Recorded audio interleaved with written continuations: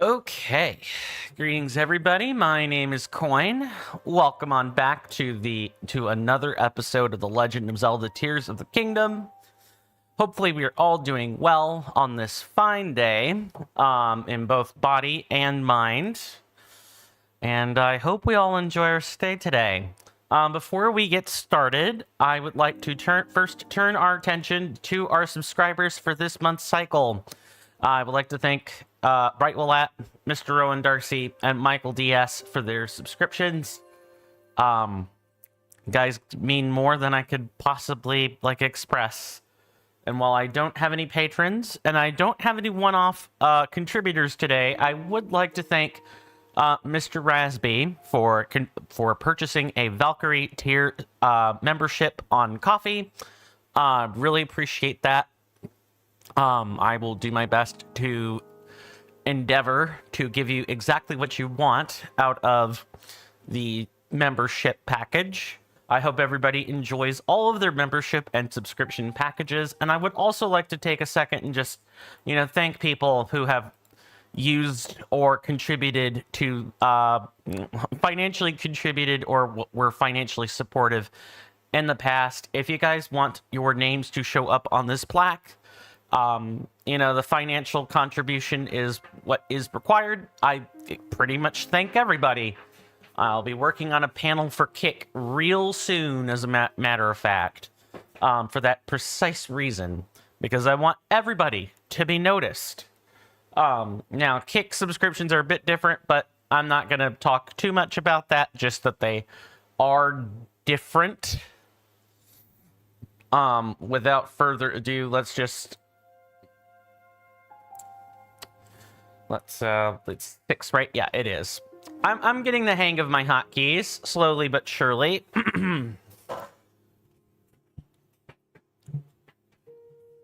Man, getting adjusted in seats can be such a nightmare sometimes. But greetings, folks. nice for you to see my face and for me to see your text on the screen. Now that we've gotten a little bit of bookkeeping out of that little bit of introduction out of the way, let's move on to a couple of bits of bookkeeping. So first off, I would like to introduce a new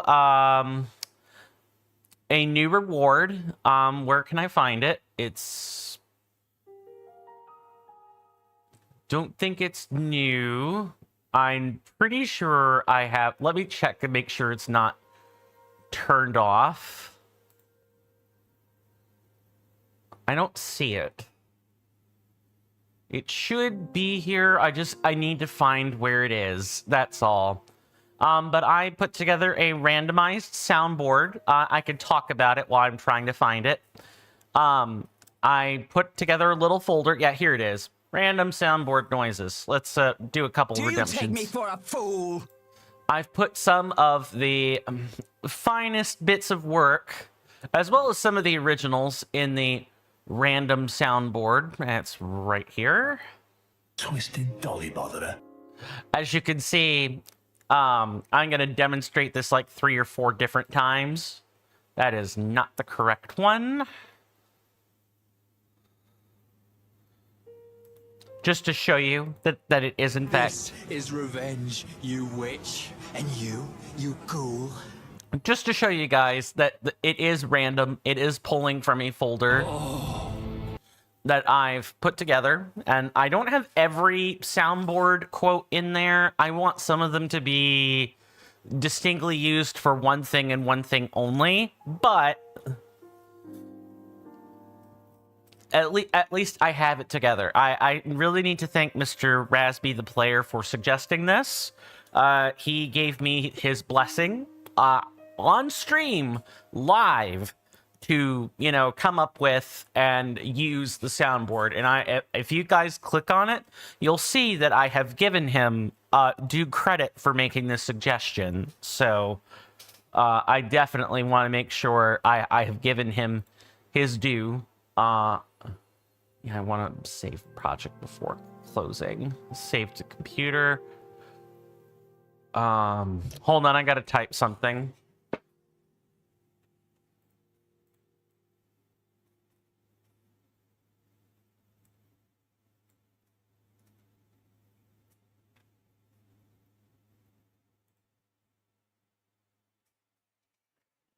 There we go.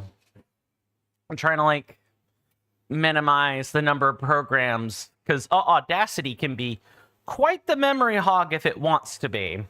I'd forgotten to turn that off. I'm working on randomizing a few other things. Like, for example, I'll go ahead and... Where can I find it?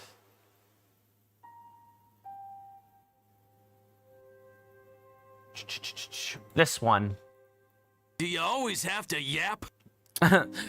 People use that to give me a piece of their mind all the time. I'd like to turn this into a little bit of a randomized, or like a sequential soundboard command would be my next like reward goal for you guys. So I'd like to take that and turn it into a shush reward, so to speak. I have it disabled, but I've been working on it. I have to actually learn how the custom variable system works with Firebot and everything. So, so that things occur in a correct sequence and then reset back to normal. Absolutely wild stuff. But, that's that little bit of bookkeeping. I did put in a new channel reward that is there. Rasby has gotten his proper credit. We're now going to move on to the other bit of bookkeeping, which is what happened last time. Last time we cleaned up, for the most part. There are still some things that need to be cleaned up, but that can happen later. For example, I'm pretty sure we haven't seen the last of Addison in this general area. I'm sure Addison's here somewhere. You know, I'm quite positive that we have a few more overworld things we need to do. Maybe we didn't fully clear out a well or something. Like if I hover over this, yeah, as you can see, the check marks are, oh, the wells, the caves have check marks. Maybe. And we will check out the Royal Hidden Passage a bit later. I kind of don't want to go there right now. I get the feeling there may be something, I don't know, say mandatory about it. But we did look for all of the ruins and caves and wells and stuff. We also took a look at the chasm. We collected we discovered all of the light roots that were in the Hyrule region. And now that we have done this, we also started collecting Koroks in the Hyrule Field area, because the last area we were in was Lookout Landing, aka Central Hyrule. Now we're on to Hyrule Field with, you know, plenty of Koroks. I think I can get rid of this now. Because, yeah, this was a, what, ×2? Yeah, there's the ×2 right there. So let's find my placement of where I was. Okay. And we've got 3 more to start collecting. I actually feel like I'm slowly starting to eke back some of my mojo when it comes to making content. I've got a little bit of a checklist. I've got a marker board behind where my office door opens, and I've been using that. I was first using it to get myself ingratiated and recalibrated to the short-term rewards or short-term tasks. So that would be getting the thumbnail, you know, posting the social media, and so on. I've got that basic ritual down pat. Now I just need to do the same thing, but for you know, both Dragon Age Origins and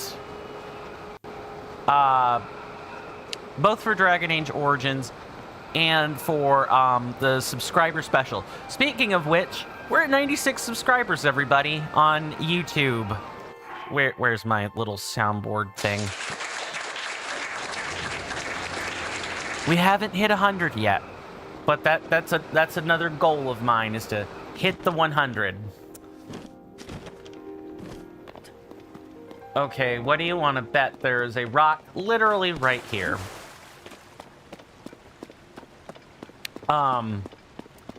So I'm gonna do a little bit of a mini Q&A. That's kind of like, I would not call 100 the like major milestone, not the way I've broken it up, because I was already doing a major milestone at 50. I'm gonna have my next major milestone at probably 250, so that'll be when another major project comes in. I want to give myself time to actually, you know, catch back up and complete the first one.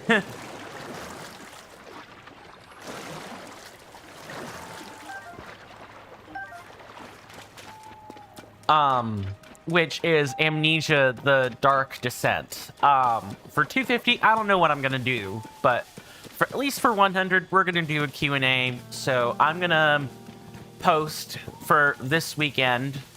Not that I expect it to be, you know, ready to go by that time. I bet it's another rock, huh?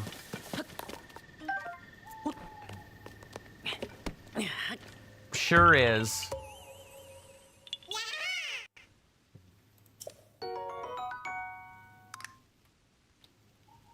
Okay, let's go ahead and check these off.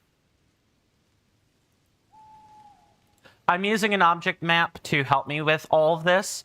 If you guys on Twitch want to follow along, or you guys on YouTube as well, if you type in !TOTK MAP on Twitch or asterisk TOTK MAP on YouTube, you should get the object map. It's a advanced coordinate map. If you're having trouble finding, say, the flower trail, or you're not sure where a flower trail starts, you know, the advanced map will help you find that. Trying to find a pesky partner for a Korok, you know, it'll help you find that. Are you having issues with, you know, trying to find a chasm, or you know, say you're wanting to know about the location of something specific. Maybe you want to find all the Froxes. Maybe you want to find all of the Gloom Hands and so on. You know, you can actually do that. The object map allows you to do a lot of things. And I'm thankful to Mr. NK for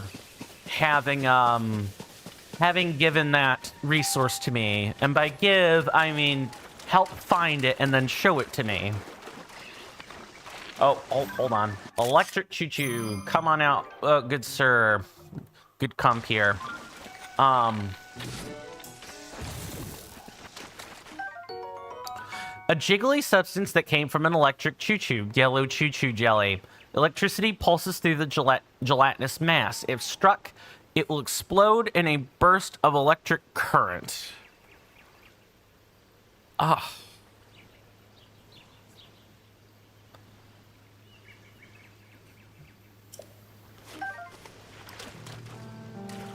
Oh, what the heck happened here? Why are there dead fish? Was there an electric shock that happened in the water? There might have been. Would make a lot of sense, actually.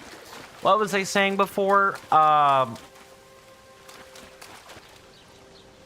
goodness. Streamer brain struck again. I have forgotten what I was saying before. This is what happens when I interrupt my train of thought in order to do something really quick, because I think I should be doing that. I gotta train myself to stop doing that, because it's been having a deleterious effect as of lately. Oh, I suppose I didn't do, there's some bookkeeping I didn't do. And that bookkeeping is, what are we doing today? Well, obviously it's more of the same, but I've got a goal today. And that goal is to... I kind of have a specific spot in mind for this, or a specific goal. And that... Really, Coin? Let's try that again. My specific goal for today is to get into the Coliseum. There are some ruins there. And we may be able to find something really nifty by going in there. I am, of course... We're gonna, like, do a sweeping or a fanning motion. We're kind of going to go around like this, and then loop back in to the Coliseum. That way we have a chance to, say... I don't know... What did I put a pin there for? Oh yeah, that pin... That pin was for that Korok. I better go do that, I think. Yeah, that's why I warped here. But yeah, my goal today is to just get into the Coliseum Ruins. I don't want to do it immediately, because I want I kind of want there to be some suspense and some build-up. But I will make it there today. I'm going to lock in. We are at 93 Korok seeds. Let's fix that. I've been doing little things here and there to kind of, like, help with... to help make the experience on Twitch truly palatable. The only thing I have to do is, you know, take away the icons for, you know, channels on, for like platform identity. I hate doing that, but I feel like if I don't do that, you know, I'm not going to be able to stream on Twitch. Is it another rock? Wow, lazy. Give me a better reward. Oh, it's an acorn. Okay, it's not a rock. I'll take it, game. It's not a rock.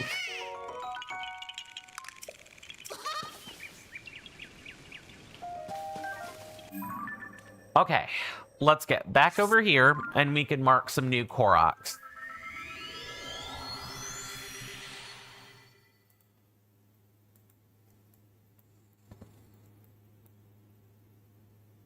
And again, the goal is going to be to try to, like, not immediately go into, you know, every hole I see. I want to kind of, like,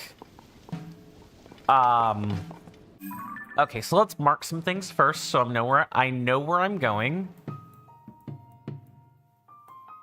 So let's use Mount Daphne's as, like, a starting point. This here, I'm going to put a stamp by so we know what to do with it.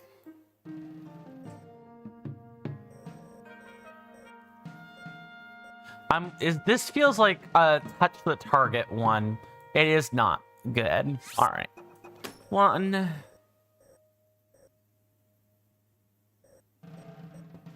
2,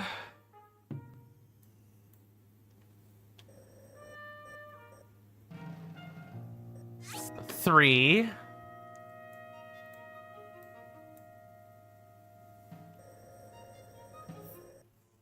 4. Yeah, it's like here. And then start going to Satori. Start going towards Satori Mountain. There's one here for sure. And there's one right here. All right, we're paragliding.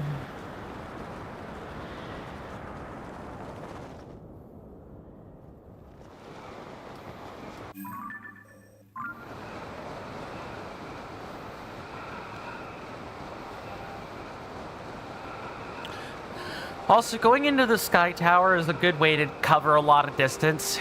Now, I don't know about the glide armor. I am going to look into that over the break, so I know where I'm going, so that, you know, if it's highly in reward, we can kind of, like, go get it.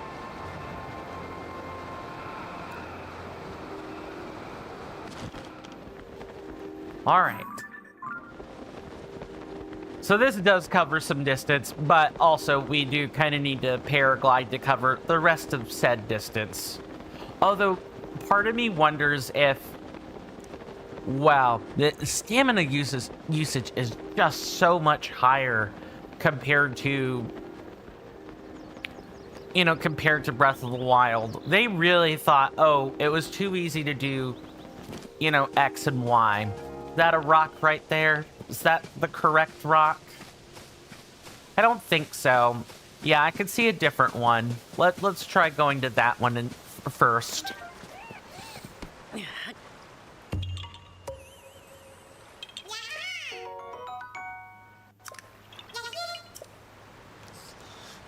Hopefully, I know we're gonna reach triple digits, but I'm hoping we'll hit like 120 or so today.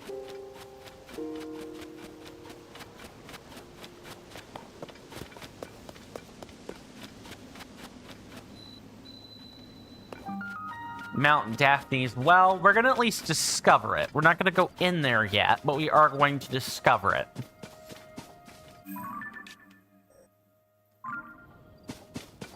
Better not be another rock. I'm getting a little bit tired of seeing these.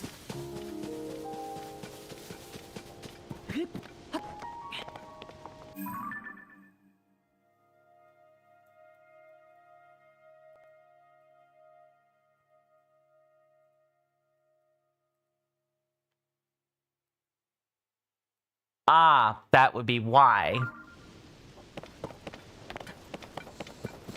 That is because our fine friend, the Korok, is actually somewhere way over there.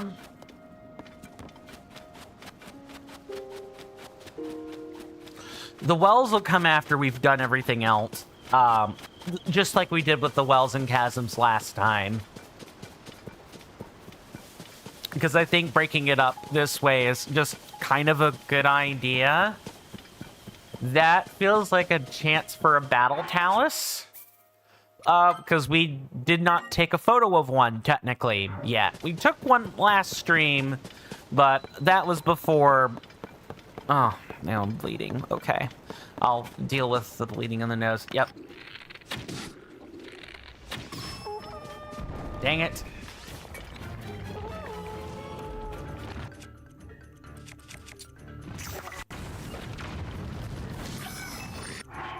Nice. We had a fairy help us out immediately.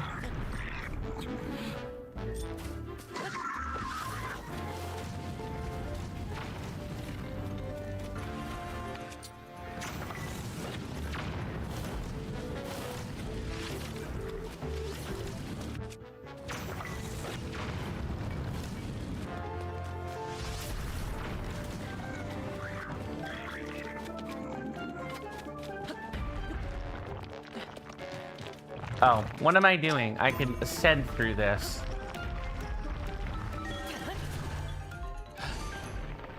It feels like you should get attacked by like a talus core or something for doing that.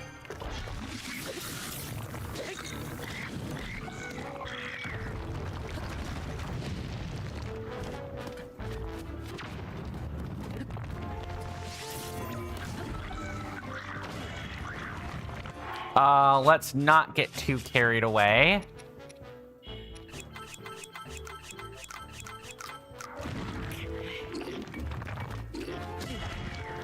Wow. Oh, yeah. Okay. Careful, they're gonna explode him real quick.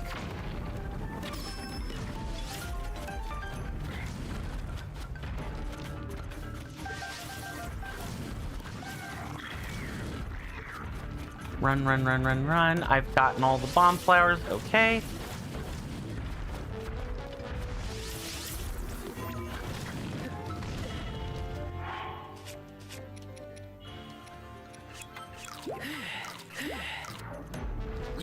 I gotta be careful. I actually have to fill up completely or I will die.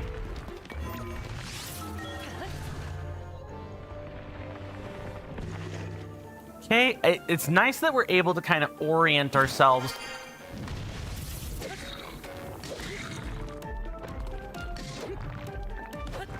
Okay, get off.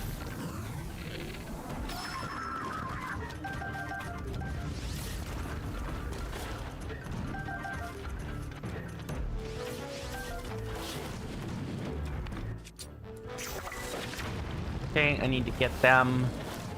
Just need a little bit of a distraction for like 5 seconds.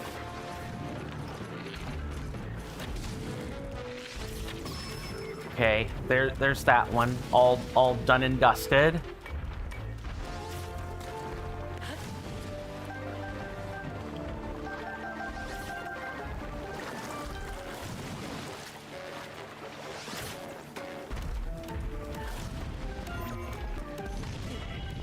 Wow, he just really straight up said, "Nah, fam, you ain't doing that. Get out of here with that." Just whomp. That's funny. Get up, Link.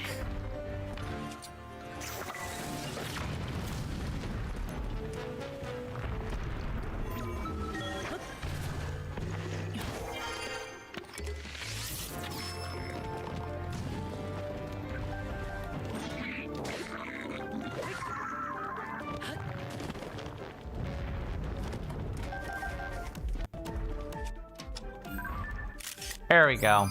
That's a nice, clean picture, by the way. Really good stuff.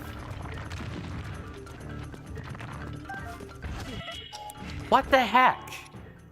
Just a random attack by... not random attack, but like random falling Talus alert.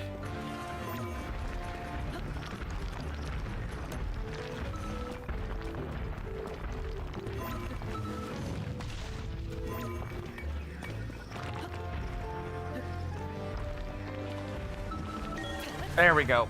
Right through there. Let's get an eyeball for where I have to exit before I can do this. Okay. Weapon I want to use here. Give me the Hinox hammer. Really? Where did that come from?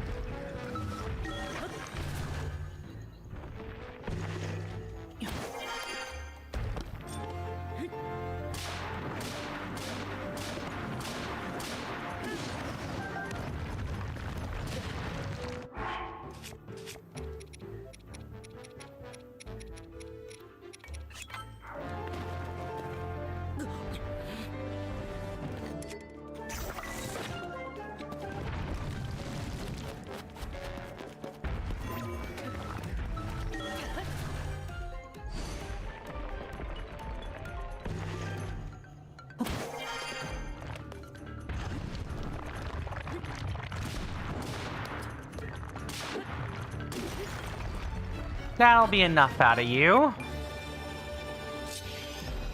That feels a little more worth the monster chest reward. I have to say, I do like the battle taluses. They feel a little bit more, frenetic, chaotic of a fight, but overall worth it. I'm fusing this thing to a stick. Stone Talus Hammer. High durability. Probably an excellent mining implement, if I do say so myself. What do we have here?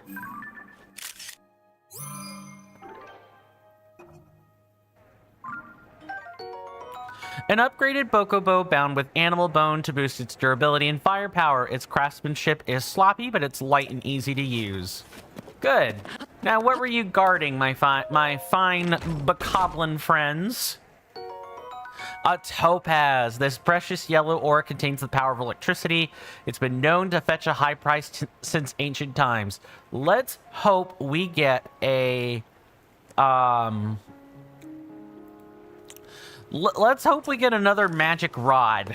That'll be extra nice. Or maybe we could take... can't cure any more of those. That's fine. I'll just drop it and get the wooden one. Okay. Went across the bridge. Now, we said this was basically over here on the main road.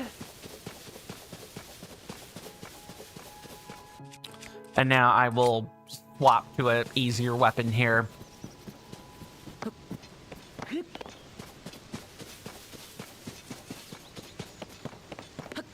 This would be the main road.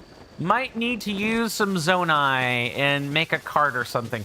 Again, I really want the... We gotta find the Zonai device that contains the driving handles. I think that's gonna make the carts a lot easier. Right now, we can kind of do that. We can kind of use carts, but we're stuck, like, using Ultra Hand to pilot it. Oh, hello. Who are you? Need something? Maybe you noticed the Zonai survey team uniform? We do know this area pretty well since we've been assigned to investigate here. Since you've asked, or you were about to, I'll let you in on some exciting news. Been to the Coliseum Ruins before? No, but I intend to. They're opposite outskirts stable, inside the Rocky Mountain, but I hear they're occupied by a big monster. Some kind of three-headed beast that breathes lightning at you if you get close. Sounds like a bad time to me, even if I had lightning-proof gear. I think I'll stick to research, thanks. You won't catch me sticking my neck out for my work. No, sir. You've got guts, but I still wouldn't go near the Coliseum Ruins if I were you. Uh-huh. even if you had lightning-proof gear. Yep, you're way over there. I still can't believe the pit doesn't spawn until, like, the pit doesn't spawn, or I'm sorry, not the pit. The fire pit that the Korok makes doesn't actually spawn until after you've talked to this Korok. This three-headed monster is by far the most difficult overworld boss, way stronger than the Lionel. Shiny says, hey there, Shiny. Welcome on in. Good to see you. Hopefully you're doing well in both body and mind, and I hope you enjoy your stay. How are things going for you in your little slice of terra firma today? You've come in just in time. We are another day, another moment of grinding the tedium that is the Korok seeds. Yeah, I blurred out the monster on the thumbnail.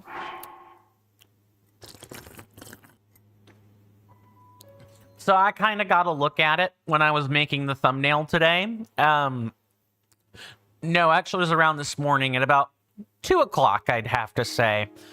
2 a.m. in the morning, made the thumbnail, uploaded it, scheduled the social media post, all that fun stuff. Looks ghastly. And it's not really an enemy type I've ever...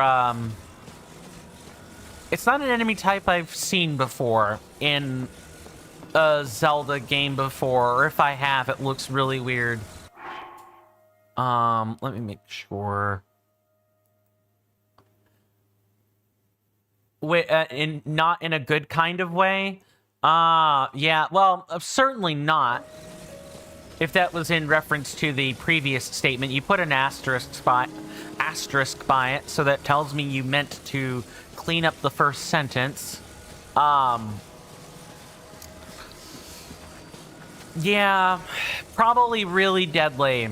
We just talked to a chap that was like, hey, you know that you know about lightning proofing? Yeah, even with that, I still wouldn't touch this monster with a 3.5 or 6.5 foot pole. Keep me the heck away from that. It's a callback to Zelda 1. It's called the Gleeok. Now, I have seen Gleeoks before. I just didn't know that that was the... Man, the last time I've seen a Gleeok was... Oh, it's not Twilight Princess. Those aren't Gleeoks. Gleeoks don't fly. Is it Aquarius? I think that might be his name. It's a, Legend of Zelda Oracle of Seasons enemy. It's like your first boss. You have to learn how to use the seed shooter with it. I think that is also a Gleeok. But he's given a different name. Or if it isn't a Gleeok, it's kind of like loosely inspired by a Gleeok.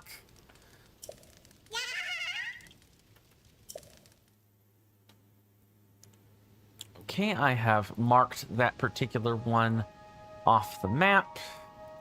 Yay! Now we move to the next Korok seed. We are at 96. 97. We're at 97. Good.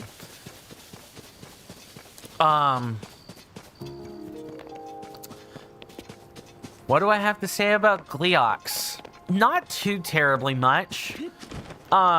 It's kind of inspired by Hydras, though, and that I can talk about. Everyone in my personal life seems to have this obsession with, Oh, this is not good. Yeah, not gonna work too wide for the stamina we had. With something called a pseudo-Hydra. Or, it's like this, it's Hydra, but what if Slender Man, basically? That's how I would describe it. It's got like, 6 heads. You know, it's got a petrifying scream. The dead hand enemy is kind of based off of it.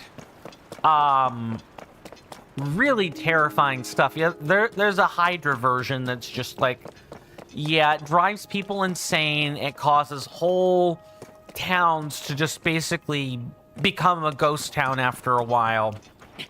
And everyone kind of turns into spawns or minions of this particular Hydra after a while.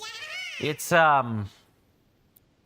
they seem to have a bit of an obsession about it, because a lot of my friends like horror on some general level.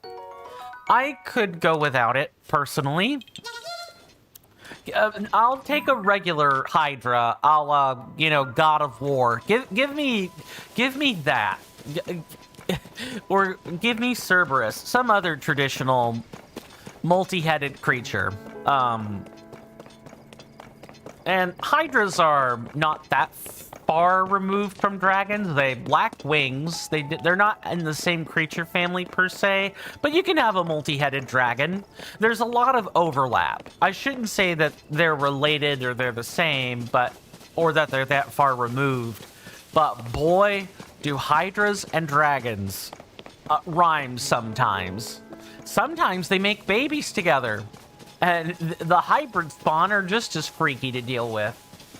You guys thought wyverns and drakes were all that the scaly community take issue with / have difficulties with classing?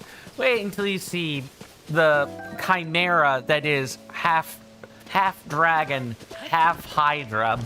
You're gonna have people jumping up and down. There's no such thing. Nice monument. Oh yeah, we're in the park.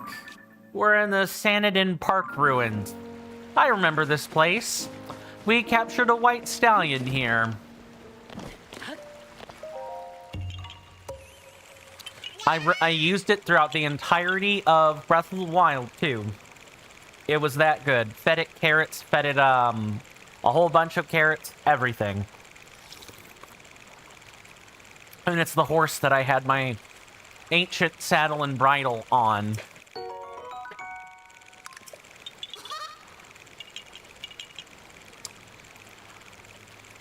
Let me see. Yeah, it's this one. Almost triple digits, everybody. I'm excited. I'm excited to reach 10%. I know I don't sound it necessarily. I don't sound too excited. But have I visited any stable? No, actually. That is probably a really good idea. I really should do that. Let me find an actual real stable. And I will mark that sucker on the map like it's no one's business. See, there's none in Central Hyrule. I believe Carson is in the process of building the stable. So the closest one that I can find on here is that the outskirts stable? That is the outskirts stable. We're going toward that direction anyway for the Coliseum Ruins. So we can change up my internal direction. Sure.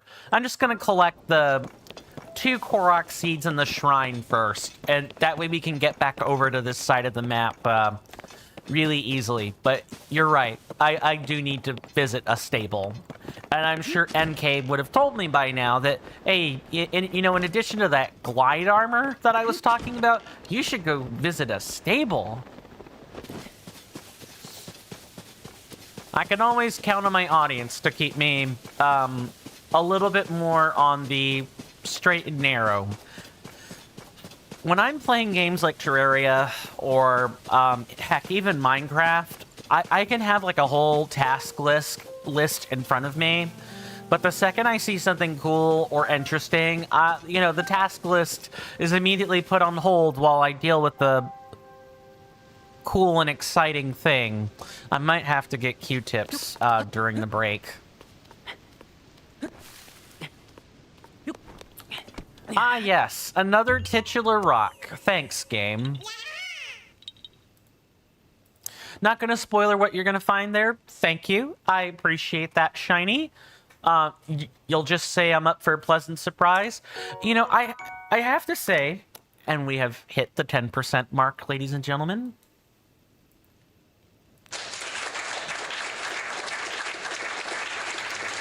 We just have to do many more episodes of this. As like an aside, I'm really thankful that you guys have, you know, not been super spoilery. I should caveat that with there's definitely been some excitement. You know, I probably know things I shouldn't know, like the glide armor. I didn't know that was a thing. Maybe it's an old armor, you know, old pre-existing armor. What on earth? All right, where are you telling me I need to go? Good. Okay. There are some things I don't know about. I'm trying not to be harsh when people, you know, do spoiler things. Ah, I see. So what we want to do is take this grate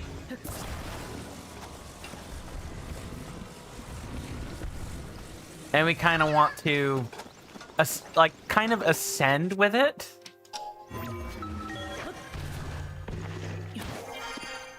And just kind of use it to, you know, springboard up the cliff here. Link, why aren't you moving? Thanks. Appreciate it. Okay, where else? No, absolutely not.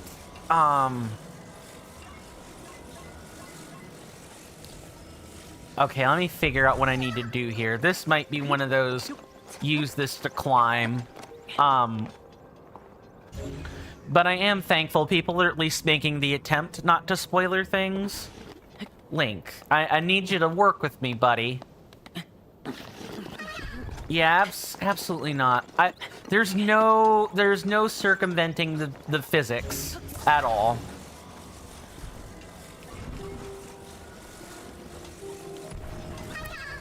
I should probably just accept, like, actually work with the prompt. Don't sit there and, are you serious right now? 1, 2. Everyone and their mother wants me dead. That has to stop. This happened in Breath of the Wild, too. At a certain point, the enemies just... come after you. Also, I realize it's nighttime, so that's definitely going to be a... yeah, that's not gonna work. Link. It's because it's a sloped surface. It's exactly because it's a sloped surface. Leave it to Nintendo to not...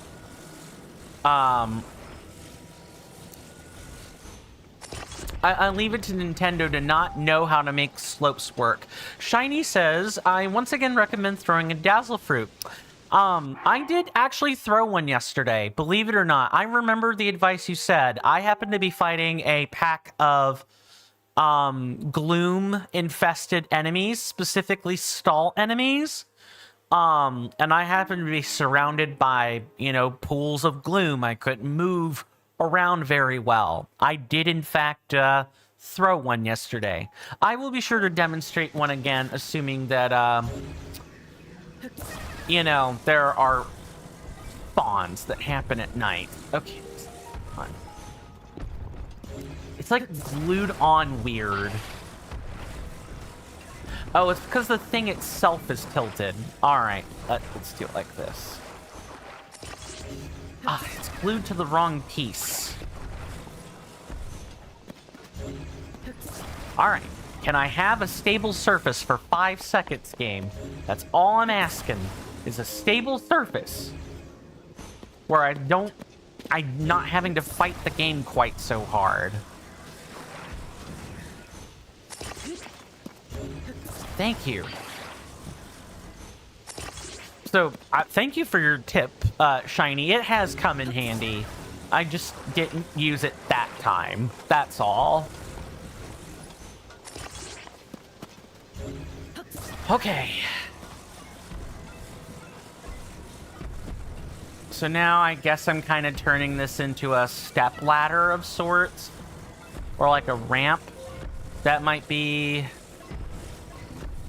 a way to think about it. All right, let's now that we've put these slats together, let's actually use it to ascend the mountain, finally.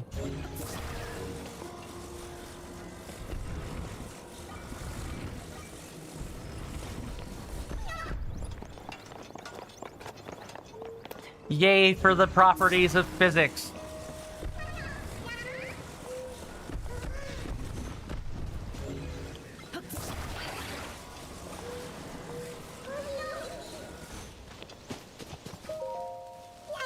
Thanks for bringing my friend here. Here's something for you.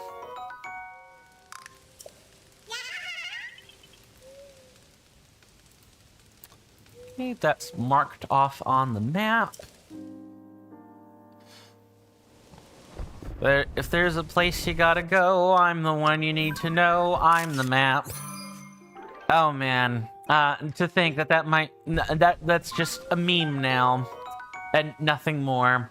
This medicinal plant is known for its sharp thorns and for the fruit it bears. The fruit contains a compound that increases attack power when cooked into a dish. Nice.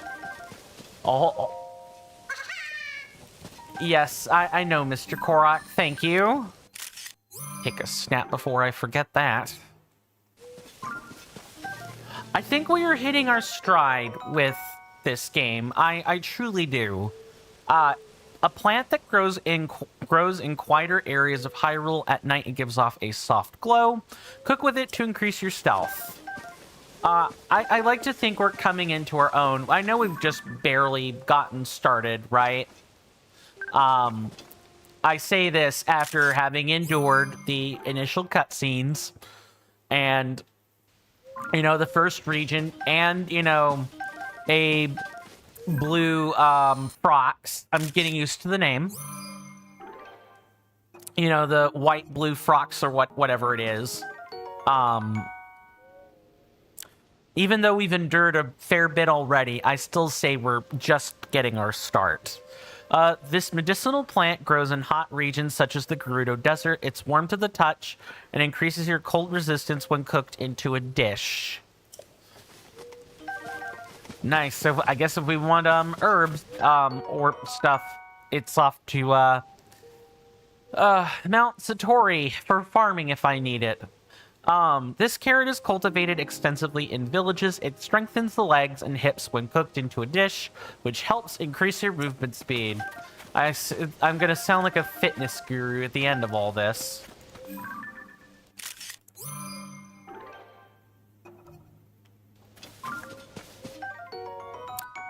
Right, this medicinal plant grows abundantly in the Gerudo Desert. Its peculiar fibers conduct electricity, which will increase your electricity resistance when cooked into a dish. Yay! Wow, just a giant trove. What the heck is... Oh, those are bird eggs. Wow. Someone who's played Breath of the Wild a bit more extensively than I have. Have you, do bird eggs normally go in, like, holes embedded in trees? I don't recall ever bumping into that in Breath of the Wild. That seems like a new behavior that the eggs can have now.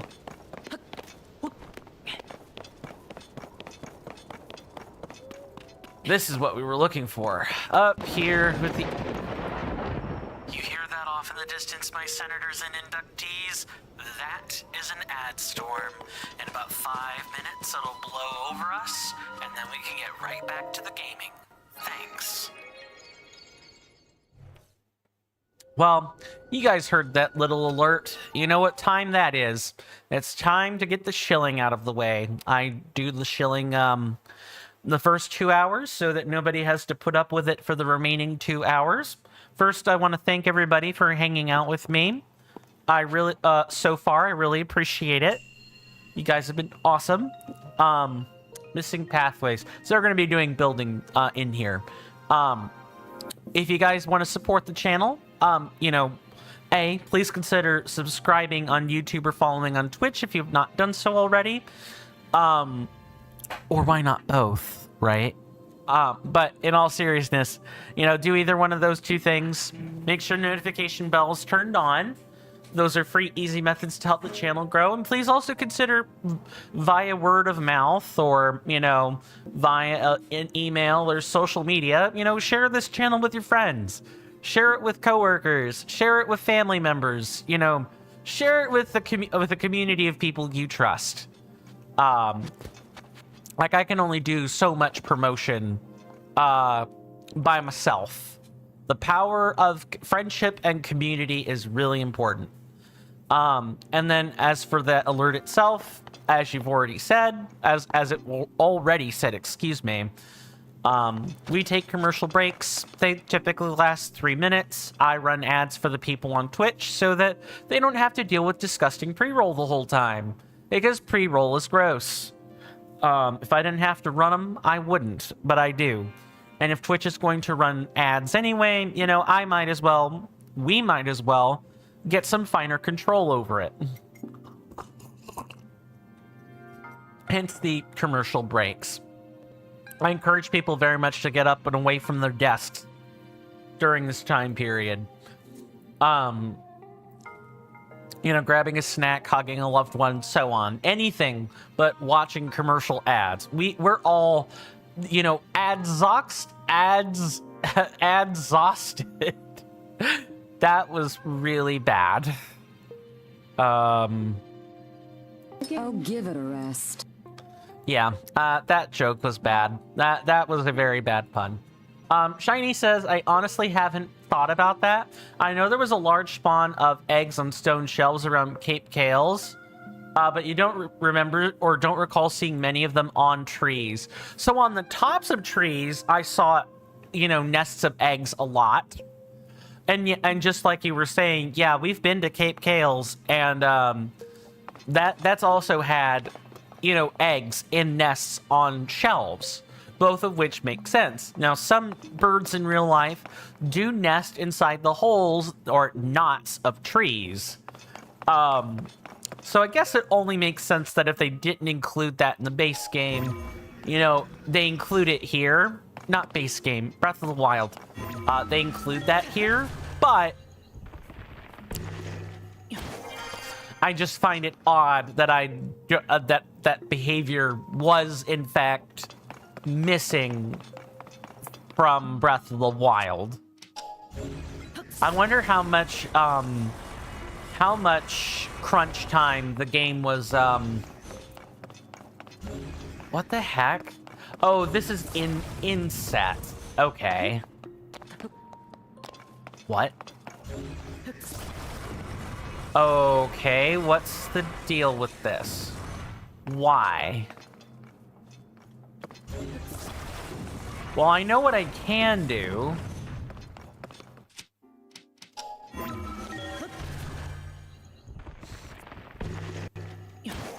I just found the lack of the behavior odd. They were probably operating under some crunch. Yeah, I suppose so. It's always appreciated to see devs care about minor details like this. It makes the game that much more alive. True. 100% hard agree. And I believe that takes care of our chest for the shrine. Let's not do that. Okay, so this one we don't have. That was just strictly to get a chest. Got it. My stick is definitely having dead zones, but I will see everybody after the break. Thanks.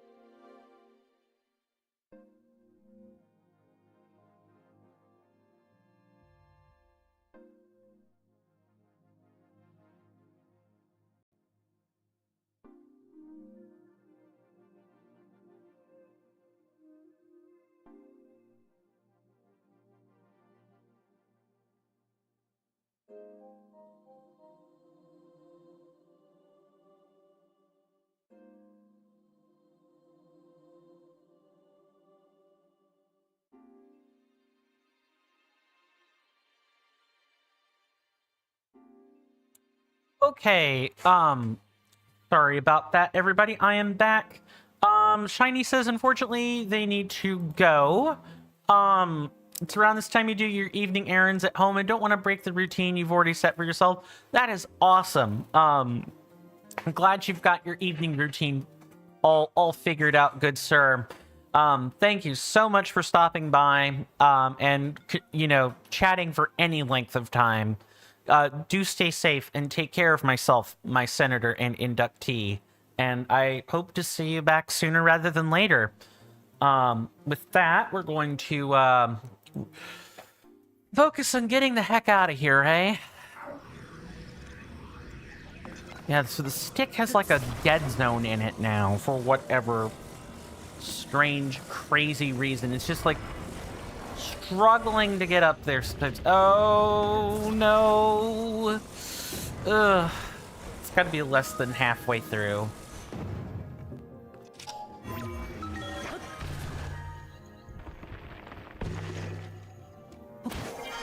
Anything else? No, not particularly. Yeah, you just...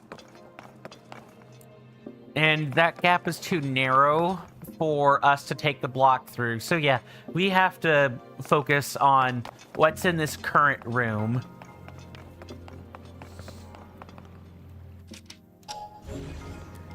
Okay, so what do we have? We have a block on a track.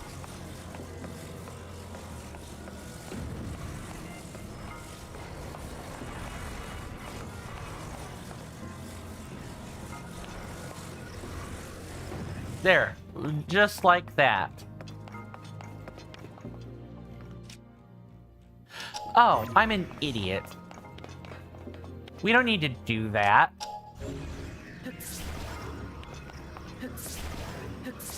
I have to... No, I don't have to reset. I can literally just move the block where I want it to be.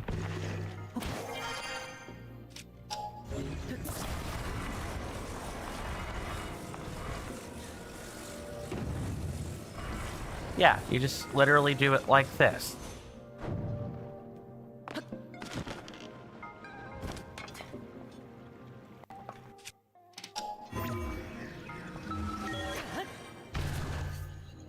Just like this.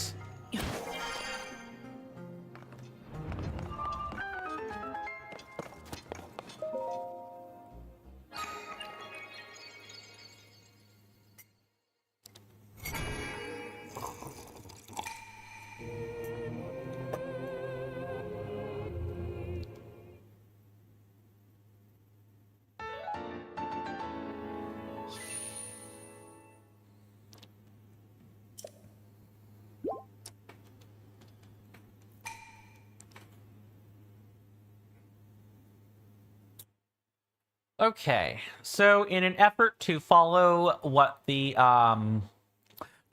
Shiny had suggested, I'm gonna tailor our collection of Korok seeds to start kind of making our way down the mountain for now and move toward the stable.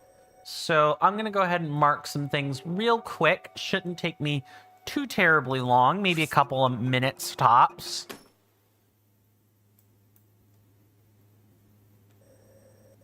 It's like what? Down, it's basically here. Yep.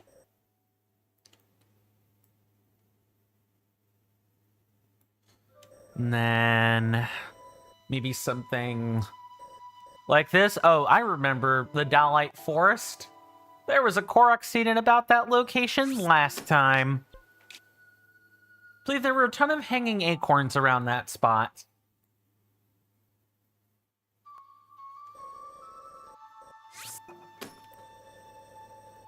There's the Regencia River. It's like, what, right? There's an island there? Yeah. And the next one will actually be along the bridge. But first, we're going to collect some apples. I feel like we desperately need some.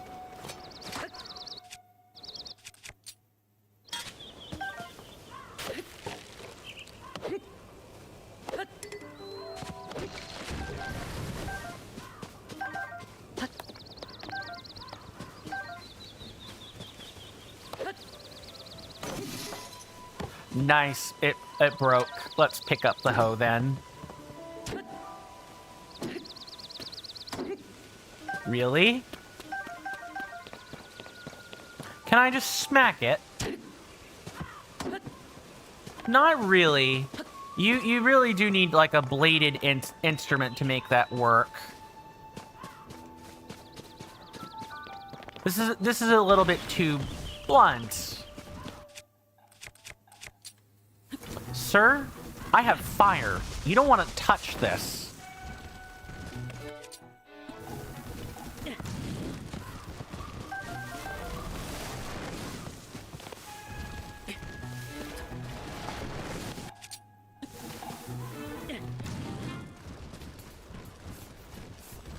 Of course, a grove of apple trees would have evermeans in it. I do not want to be spreading fires in an actual orchard, though. Oh, 1 heart was the best you had? So they're mostly annoying, is what I've discovered. Oh, also we should take a picture of the hoe. I can't believe I forgot about that. Or we already had a picture of the hoe. Cool.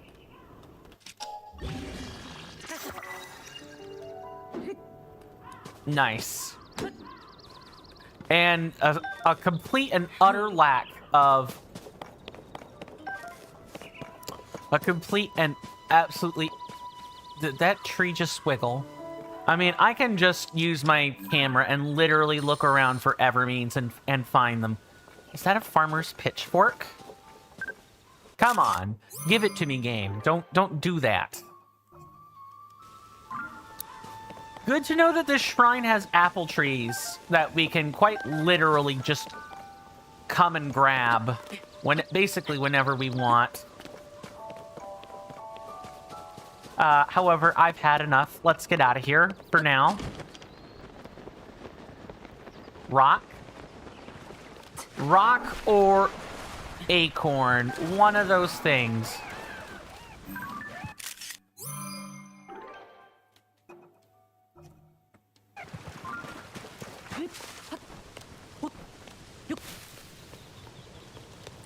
No, actually. Not at all. There's nothing in the tree.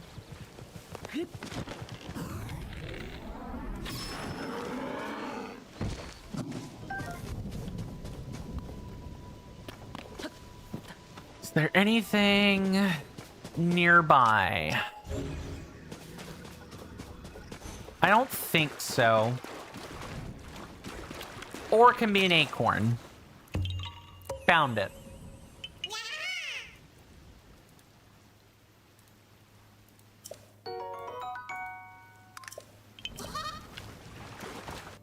And let's immediately swap to...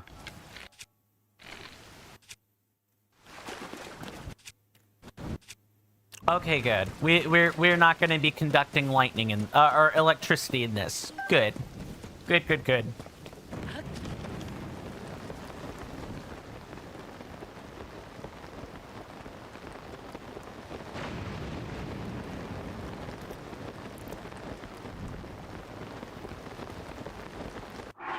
Just gonna take a sip of drink and check for fruit gnat while I'm at it. Maybe instead of a vinegar trap, I should make a coffee trap instead. You know, just make a cup of coffee and literally insert dish soap in it. Dish soap. Go shopping, everybody.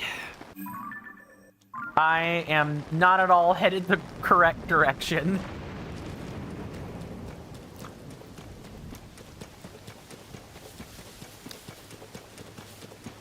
Who else is like an avid enjoyer of the Runaway Guys Wheel of Fortune episodes? That's kind of how... I would say that's almost how I got my start watching Chugga Conroy. Would be the Runaway Guys. You know, Super Luigi U or whatever. Where a Proton Claire, aka Proton John, has like complete meltdowns over the lack of handleable in-game controls. Which I would too if I had like a, you know, crappy Wii U Padlet to play with. That's like awful.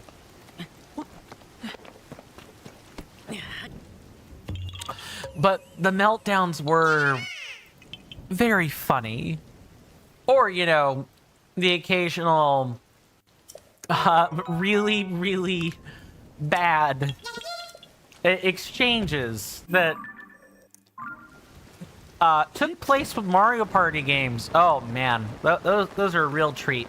And then I discovered the Individual Man's content, and I was... chef's kiss. I forget which Mario Party it was. It might have been 2, 3, something like that. That was a long time ago, man. 15 years, at least. Maybe not. No. Because YouTube is not that old, right? It's like there are videos from like 13, 14 years ago, but not 15. Surely not. Damn, I feel like an ancient fossil now. You know, that's something else too. If you're the oldest friend in a friend group, you get called ancient and old all the time. It's like a huge millennial thing.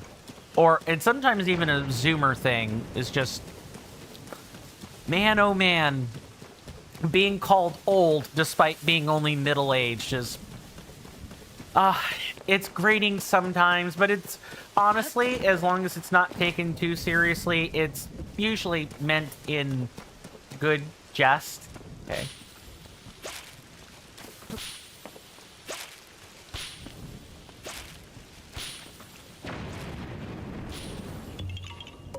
It's almost like it was trying to play hide and seek with us, which was really funny. Okay, let's head for the green one next.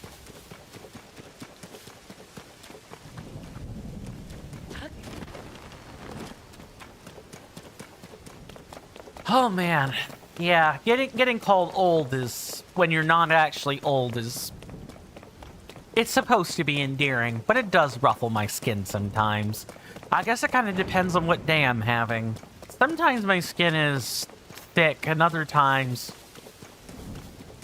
you know, my skin is raw, and you can see the emotional muscle glistening underneath. You want a golden apple for this? Yeah, I guess this game does want a golden apple. Nice.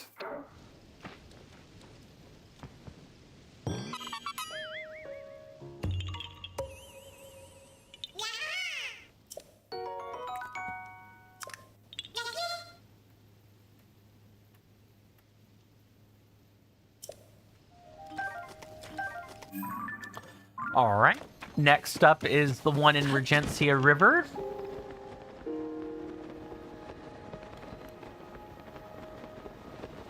Yeah, they did make this more, or they either made the stamina less, or they changed the, like, the stamina just is less plentiful now, or they upped the costs per second, or both. They could have done both.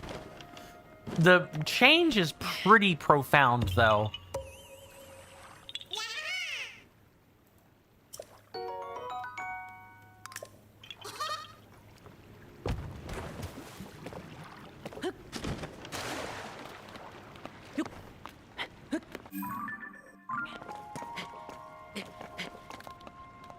Link, get up there, man. Come on. This, you can walk this slope, although it would be pretty tiring. As a younger man, when I was in college, I took a trip with my grandmother, called her Nanny. She was on my dad's side. You know, we went out to Stone Mountain in Georgia. It's like an hour-long trip from where we were at the time, and just walking up the shallow slopes was a trip. My sibling and my dad and my stepmother all went up to almost to the tip top of the slopes, where the traction was really not that great, and they were completely winded at the end. The walk up Stone Mountain's a guided trip. Like, you have handrails and you have protection the entire time. Yeah, I see you. You're over there.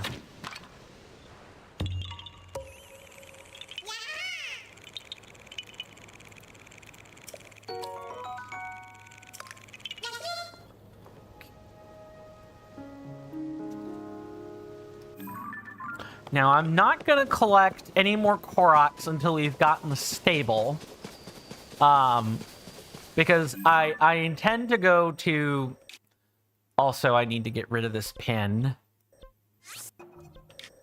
Because I still want to kind of collect these, but I want to at least get the stable. Because all the stables have shrines next to them.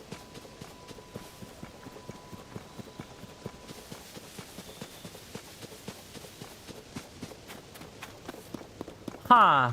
Auto build, huh?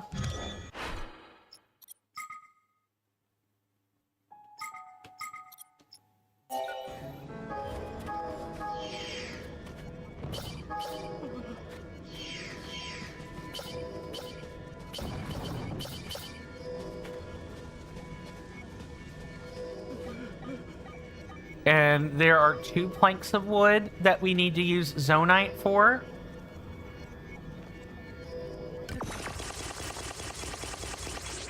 Oh, so that's what the zonite's for. I thought you just needed it, period. No, if you don't... the zonite is to conjure missing material. Wow. I did not know that. I'm learning new things in this game all the time. Oh, it's you. Thanks for your help earlier. I'm putting President Hudson here too. Right. Let go. Good comp here. Let go. Hello?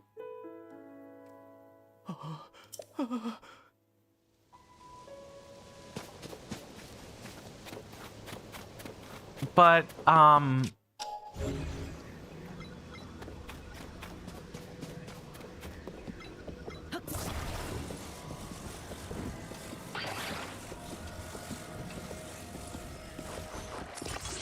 it's like it's wanting to do it at this... Let go. Yeah, it's because of the way it's the way everything is like centered. Right.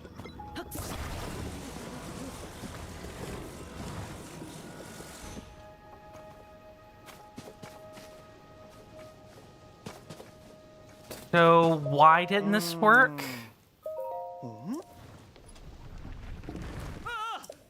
Why are you like this? Okay, this doesn't work, and the reason it doesn't work is because of the little brackets on the inside. So they intend to use a different mechanism for this. I hope it's one of those...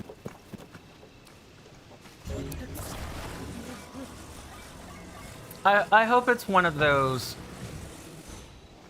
and we just need to put a base on it. Okay.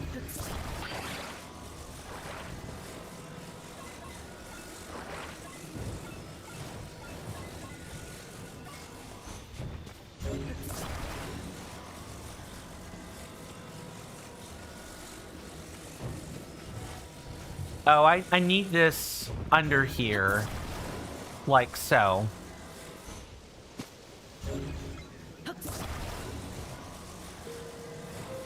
Like this.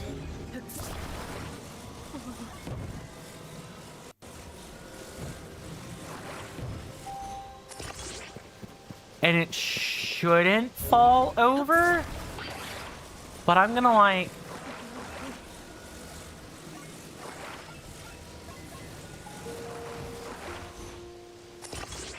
do it like that, maybe. Let go.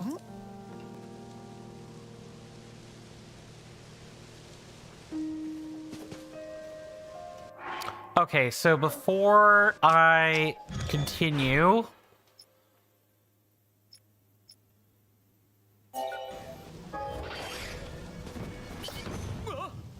Oh, no, don't do that.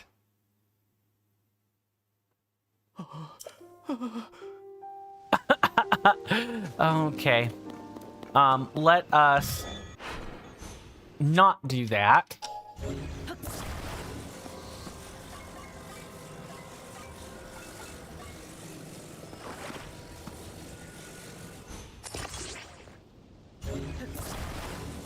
I actually wonder...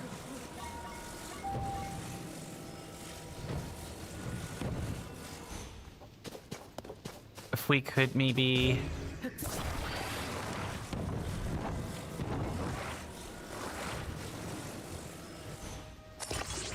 that's not placed correctly.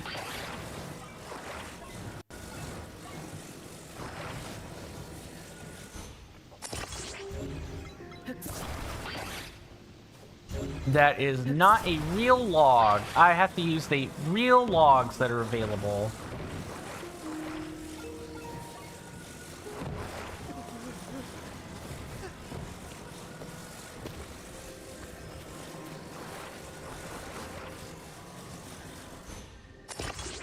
That is not correct.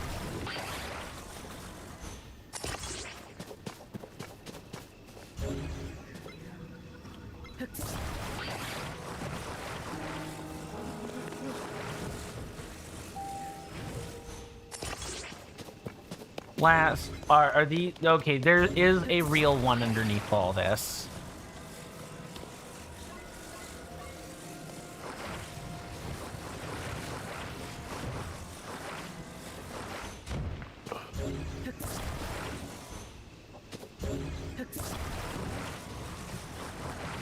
No, don't do that. Set that in here, please.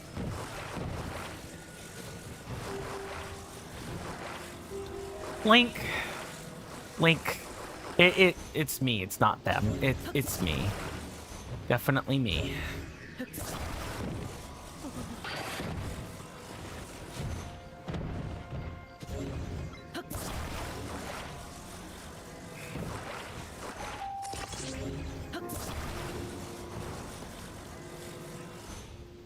Like so.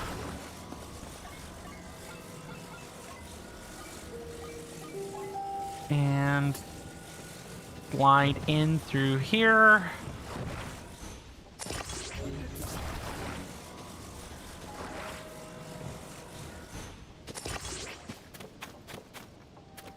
Okay, I'm gonna stand some distance away and set this as a favorite.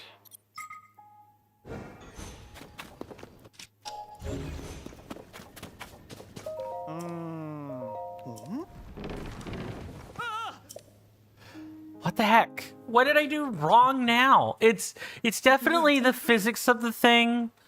It's definitely very much I'm overcomplicating it. Let's just not do that. I have to slide the board in first.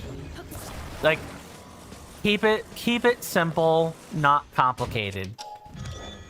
Let's do that. Cancel favorite.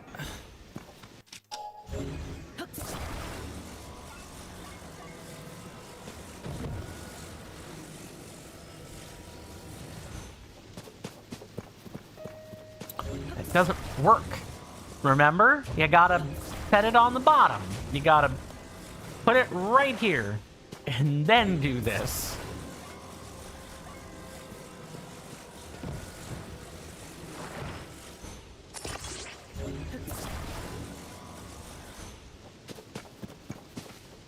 And then we just take a small plank like this and just buttress it onto the side. Like so. Now we step a good distance away and then save that as a favorite. So we have it for the future.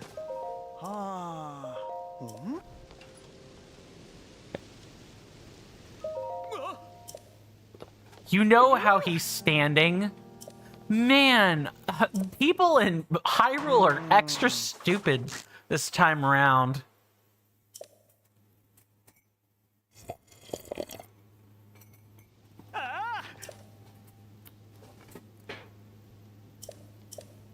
All that just to... Oh my god. All of that just to put... To do that anyway.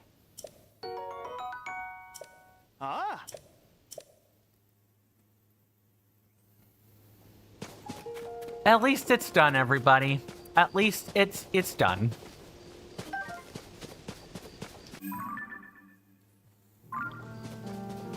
Now our fun friend, the stable, is right over there.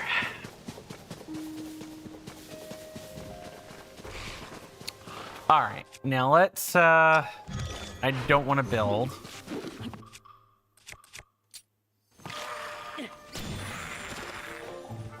That's nice. Just instant go away, stapled to a fruit that you can pluck.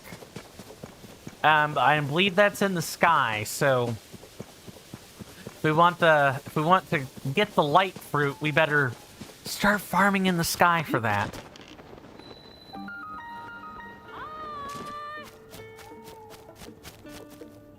Hi. Hello and welcome. Come on into the stable and get out of the dark. That's just common sense. This is Outskirts Stable, home of the great fairy Kesa. If you have a question about horses, you can ask at the counter out front. Or you can use the counter inside if you want to stay at the inn, of course.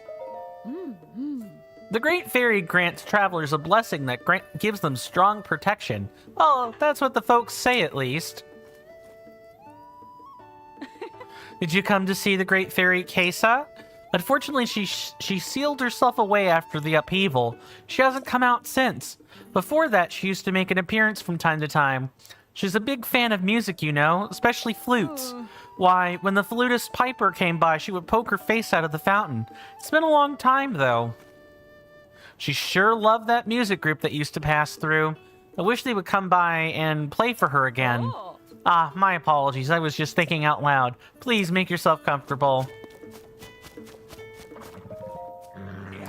I'm glad you made it to the outskirts. Made it here to the outskirts stable. I just guard the horses. If you want to use the stable, talk to the stable owner at the counter. Or are you interested in the horses? These beauties used to be stabled southwest of here in Gerudo Canyon, but when the weather changed after the upheaval, it took that stable by surprise. The horses couldn't handle the extreme temperatures, so I took them in. Say, have you heard any rumors about skeletal horses? If you take the road north, there's a place called the Sanadin Park Ruins. Folks say they appear there night after night. Are they spirits of dead horses that can't move on? Or cursed horses born in the upheaval? Or, I'm sorry, I lose my head as soon as the conversation turns to horses. Well, I expect it's just a rumor, but if it were true, I'd sure like to meet one.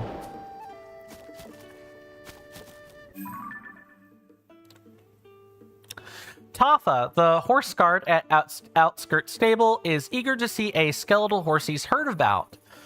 It's rumored that they appear at night in Sanadin Park Ruins, north of the stable. You'll know them from the horse statue amidst the ruins.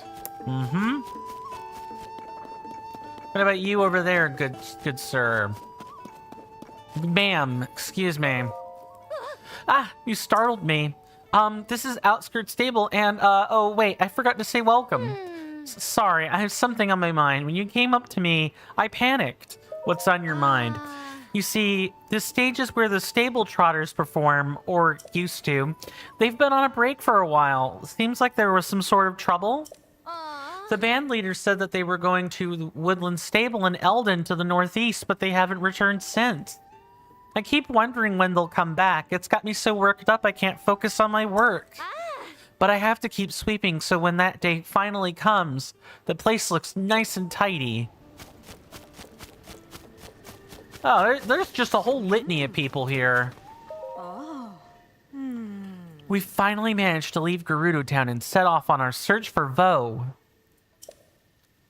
I wanted to put all our Vo and U lessons to the test, but none of the Vo we've met have measured up. Oh, that reminds me. Before we left, I heard someone talking about a Vo in the outside world. They called him a hero. A hero, huh? I bet he's a strong Vo who's taller than us, even. Okay, I'm gonna take him out.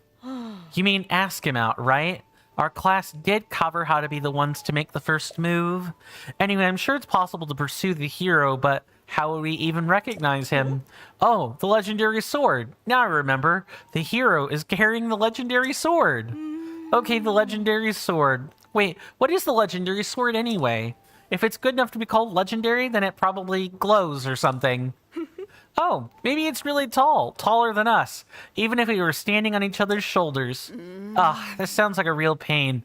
It'd be easier to just launch a surprise attack. Ah, yes.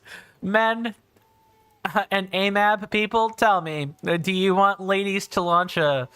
Do you want AFAB people to launch a surprise attack on you? You know, isolate you at the bar and ask you out menacingly.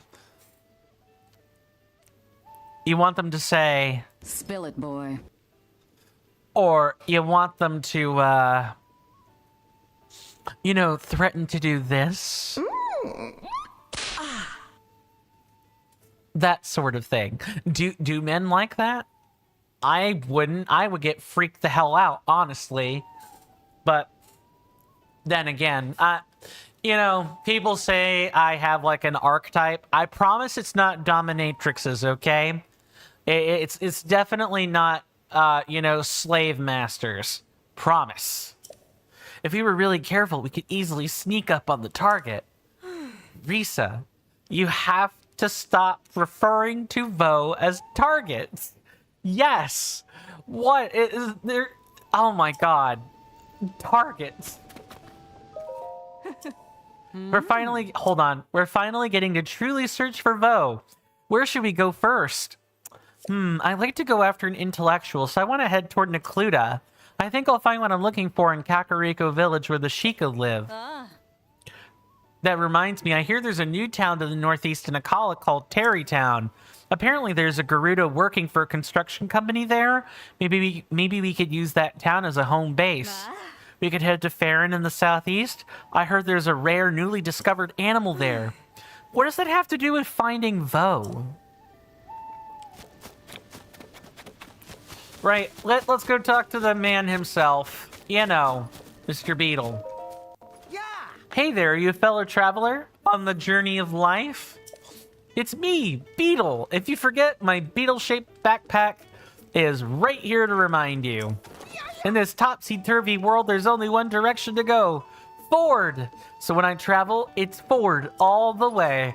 I can sell you bugs of the highest quality. And if you need anything else on your life journey, I could sell you that too. Short on rupees? Don't worry. I'll buy anything you don't want weighing you down. And what better way to lighten up than to sell your rocks? Gemstones in particular fetch a high price. Well, what'll it be? Oh, hey, you know, the economy is in more of a depressive slump than ever before. Not good. Thanks for your business. Do you need anything else? Bye. Thank you. I look forward to your next visit. I don't.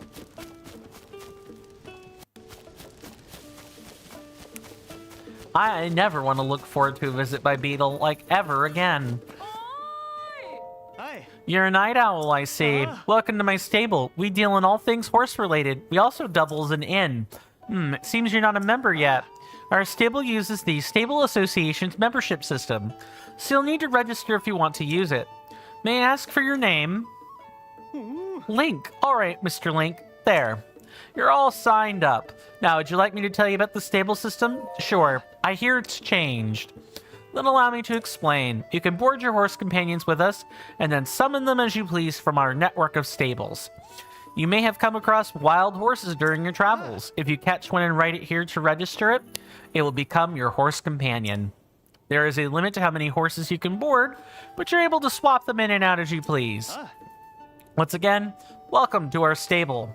If you catch a wild horse and bring it here, you can register it. If you want to lodge with us, please visit the counter inside. Now, how can I help you? How about catching a horse? It's simple enough to catch a wild horse. Just approach it from behind, slowly, so it doesn't hear you coming, and hop on. If you really want to be sneaky, approach it while crouching. Of course, there are wild animals these are wild animals we're talking about. The horse you're riding might start to act up. If that happens, try soothing it. It will eventually settle down, and then you can bring it to me. Now, it may take a while for wild horses to get used to being ridden. They may change directions or slow down on their own until you earn their trust and respect.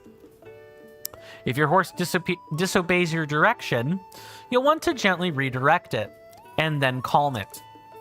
And if you continue interacting that way, your horse will naturally begin to trust you and become more obedient. That's all I can tell you about the subject, friend. Wait, what am I thinking? I completely forgot to explain how pony points work.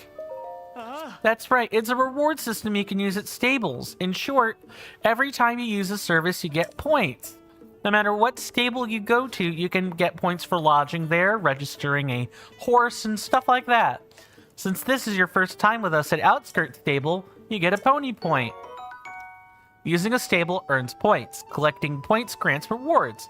Points needed for the next reward, 2. Save up points to earn a wagon load of wonderful rewards for you and your horse companions. You can trade your pony points for prizes at the ledger counter over there. Check out the ledger for prize details, member rules, and other information. Come back again anytime. Well, we might as well look. It's right here. Read the ledger. This book contains useful member information for those who have registered with this stable association. Which entry would you like to read? About pony points. The Stable Association has a point system to reward members every time they use stable services. You can collect points in a variety of ways, like staying at inns and registering horses at stables. Read another page. Your pony point information. You need 2 points to receive the towing harness. Remember, you can also check your pony points card to see how many points are needed for rewards. Receive reward. Ah, yes, I'll be right with you. You'd like to get your pony points reward, right? If you save up just 2 more points, you'll receive a towing harness. Very useful item. You can use it to hook up your horse to various things. We appreciate your patronage.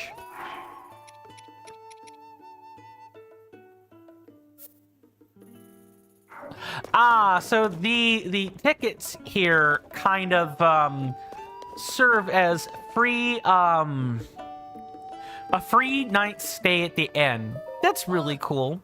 What's the Lucky Clover Gazette covering in this edition? What's the news? Great Fairy flees into Flowerbud. Yikes, that doesn't sound good at all.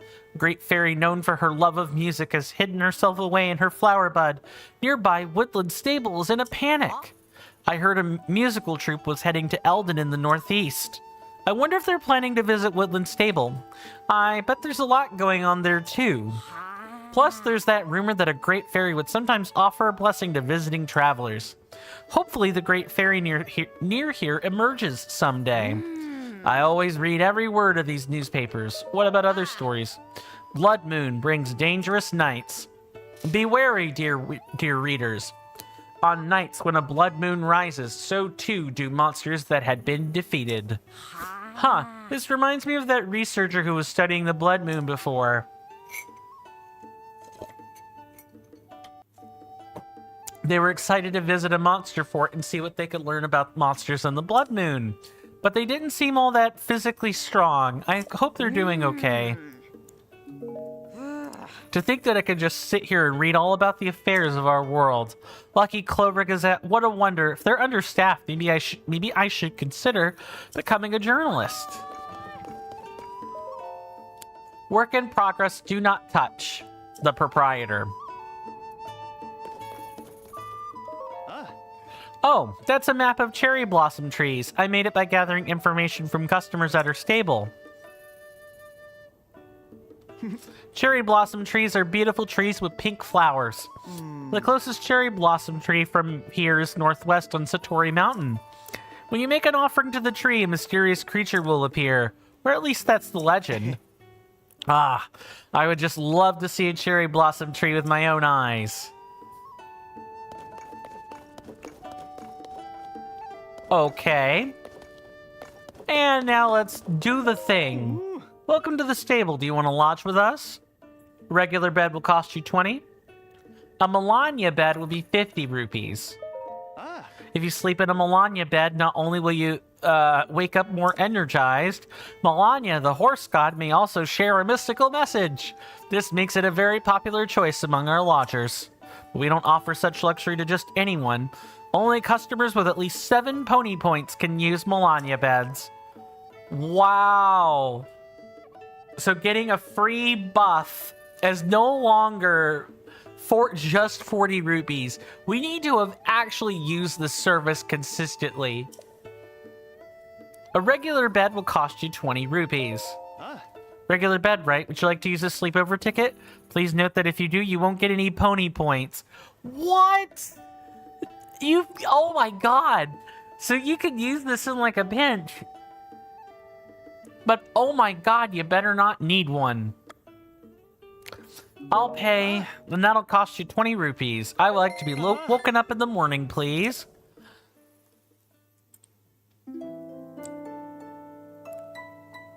Nice jingle.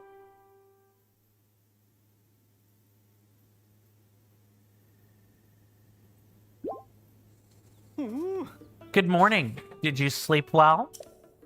As thanks for lodging with us, we present you with 1 point. Plop. Come back again anytime. Wow. Wild. Just wild.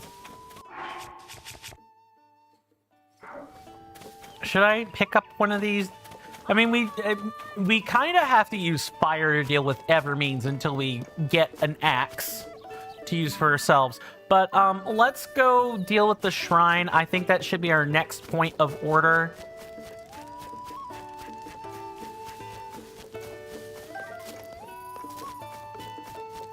So that we can come back here again pretty easily. I don't know about wild horses yet. Like, I don't know when I'm gonna tame one. I am gonna tame one. But I'm probably not going to do it just yet. I want to wait a couple more episodes to find one. For now, I kind of want to just focus on getting, settled in and, get ingratiated. Not ingratiated, that's the wrong word. Integrating the routine of the game of exploring it on foot. And I'm going to want to explore it on foot anyway because of the Korok seeds. More than anything.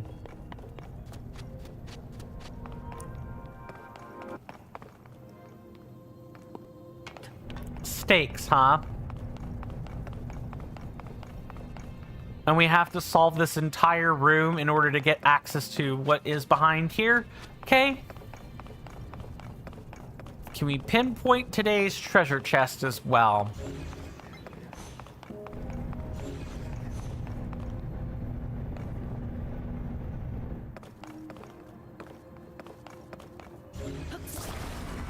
Well, I can tell we need to put together...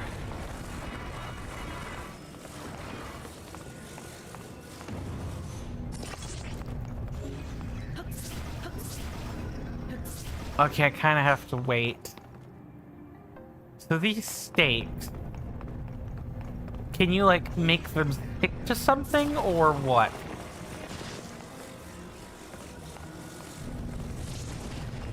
Yeah, you can. It can embed itself. Cool.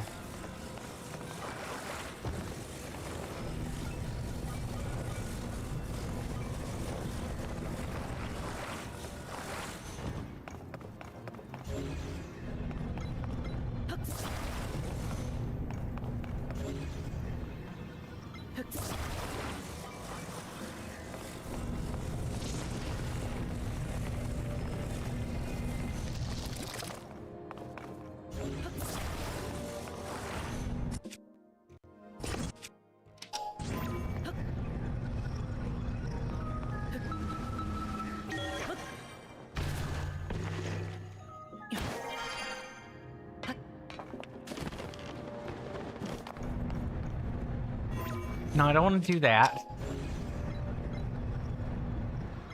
I'm just gonna pull everything over so we have it for later.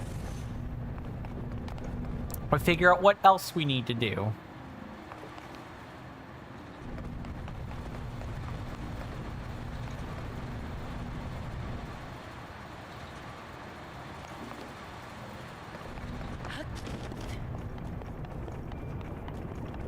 It's a pretty interesting design, to say the least.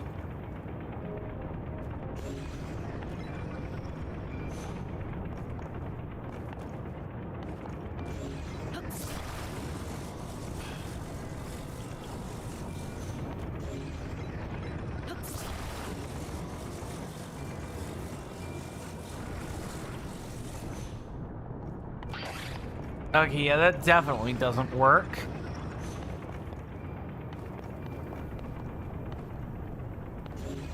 And what can we rewind? Just the motions on this. Okay.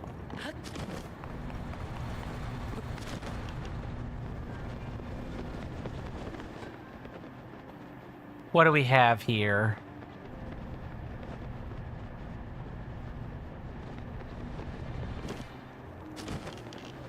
Aha ha ha. Right up here. That's our chest. Had nothing to do with the puzzle at hand, but that is fine.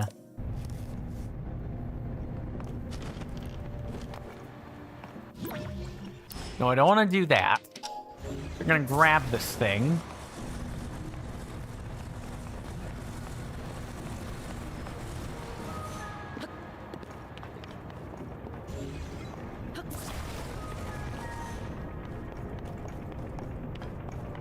we probably want to, like, slide these pegs out till I figure out a solution.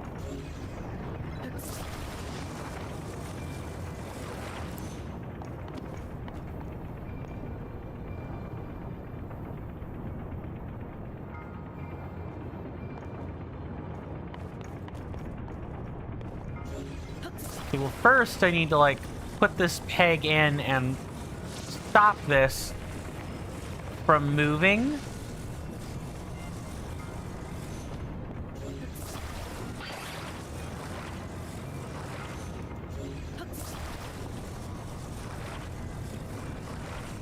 Okay, this is, like, pre-attached and you cannot get rid of it.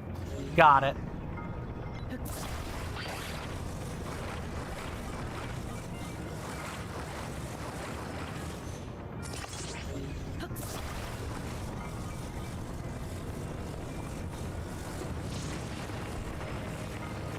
And also, you can't really stop that.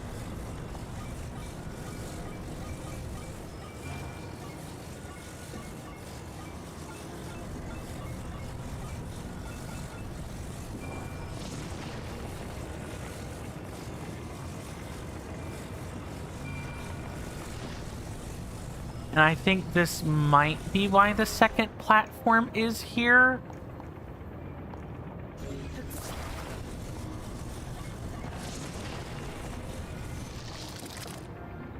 Yeah, that's exactly what that is.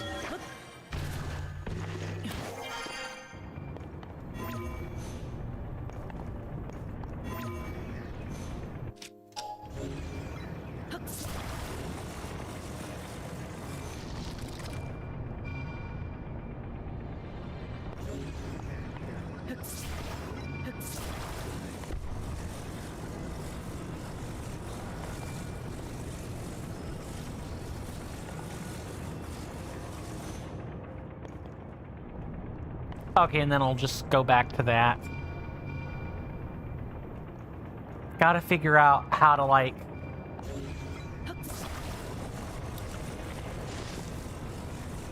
get this in the right place.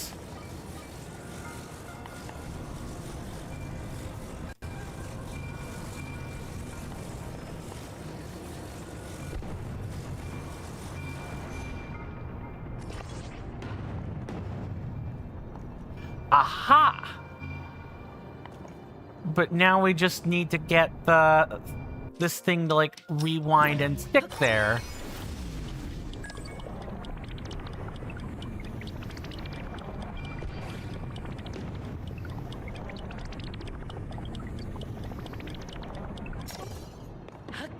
And then we can maybe forcefully just move the move this up here. This is very sloppy, but I believe we got it.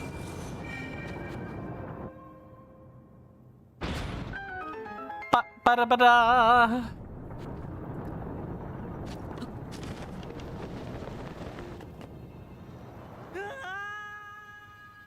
Oh, nice. Very nice. Yeah, we gotta ascend through the grating, I think. And glide down manually.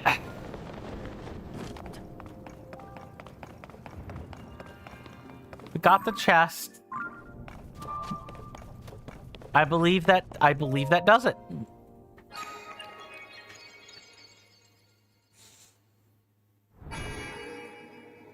Oh. Sorry, I'm taking the time to stretch.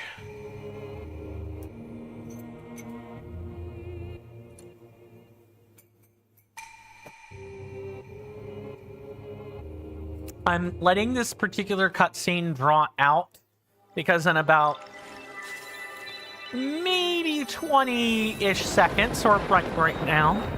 You hear that off in the distance, my senators and inductees? That is an ad storm.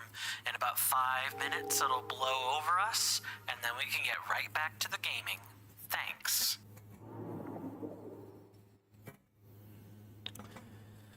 Well, my lovely senators and inductees. You know what that means, and it is the titular second hour. So we, of course, are going to be doing the major shilling. Now, of course, you guys are enough. You guys are more than enough. You, like, your presence here is enough. But, you know, outside of subscribing on YouTube or following on Twitch, if you do feel like being financially supportive, I have plenty of avenues for this. For people on YouTube, check the description. There's a link tree in there. I'm going to recommend Patreon or Coffee to you because those are avenues with which you can give me your support more directly if feel like it. And sometime in the next week, there should be a Patreon or coffee video that will be semi-exclusive for like a month. Like, that's been my goal with Patreon or Coffee. Is if I'm gonna put content there, I want you guys to be able to get it first. For those of you on Twitch, some of it's baked in on Twitch. Some of it is check the donations panel in the About Me section. Underneath that panel will be some things you can click on and fiddle around with. And if you want more content for $1 a month, you know, you can totally use Patreon or Coffee too. And you get most of the same benefits. You just don't get any emotes. Emotes are like a Twitch exclusive thing. Hey there, Mr. NK. Good to see you. Hopefully you're doing well in both body and mind today, good sir. And I hope you enjoy your stay. You've come in just in time. And yes, very much triple digits. Triple digits. We've gotten a little bit more than, like, I would say. So I know I want to say I know 100 is 10% of 1,000, but I'm pretty sure 105 would be 11%. I'm just gonna do a quick calculation here.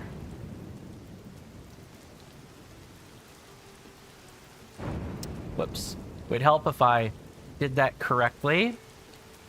10.5%. So we're 10.8% of the way toward getting all the Koroks, which is just fantastic. Yeah, exactly. 10.8%. I could not be happier. I mean, I could be happier, I suppose, but I'm happy with the progress we've made. I need to keep this stony. Now that I've gotten the outskirts stable and we have what we came here for, I'm going to move back over to Satori Mountain and continue collecting Koroks down this direction. From a percentage, it's low. Yeah, sure. Like, absolutely.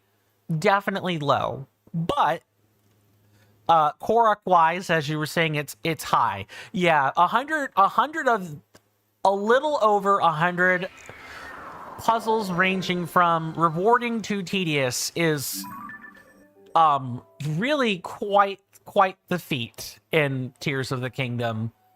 And we just got to do this for many more episodes. No, that's the wrong pin. As a little bit of a reminder, there will be commercial breaks coming up in perhaps less than 60 seconds. So I encourage and remind everybody to, please, take a break. I'm airing commercials because I have to, not because I want to. Promise. So that's why I have the ad breaks structured the way they are, so that there's no FOMO. You don't have to spend money unless you explicitly want to. I have it that way by design, and if Twitch doesn't like it, well, then a Twitch rep can come in here and give me the business. But until that happens, I'm gonna keep soldiering on, doing what works for me and what's best for all of you guys. But I'll see you after the break.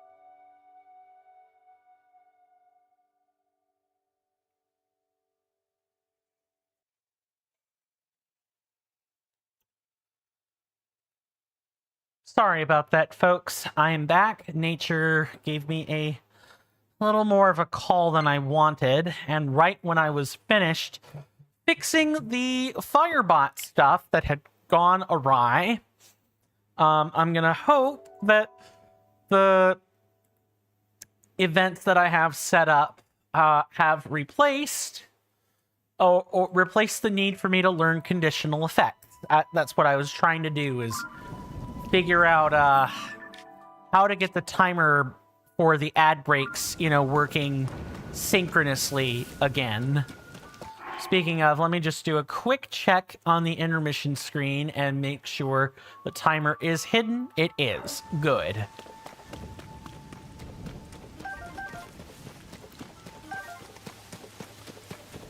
Man, there sure are a lot of lightning storms out in the game today. Like, there really, truly are. I was not expecting this much foul weather. Makes climbing really hard. I mean, even with Ascend, and I bet they're... Hello. Yeah, I'm definitely coming and launching an attack, but I'm gonna be clever about it.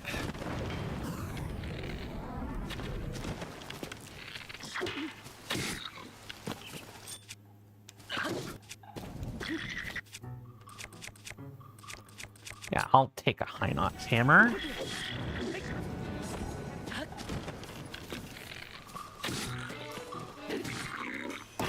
Don't even think about it.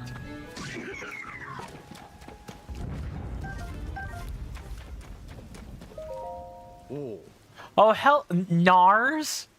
Nars. Nars? What a name! You've got some skill. They hardly posed a challenge to you, let alone a threat. Perhaps it's fate that we were to fight together like this. Your bravery deserves a reward. Take it. Yum. Yeah, good reward. Instantly refills some of your stamina wheel. A skewer of delicious roasted fish and shellfish. Ooh.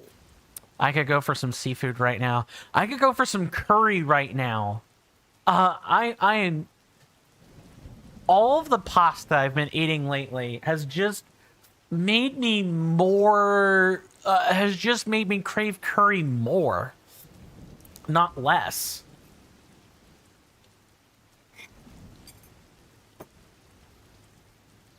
I need to talk to my folks about maybe getting some curry before, you know, my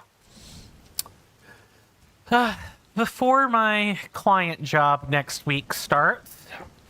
Though I may not look it, I'm a monster hunter of some small renown.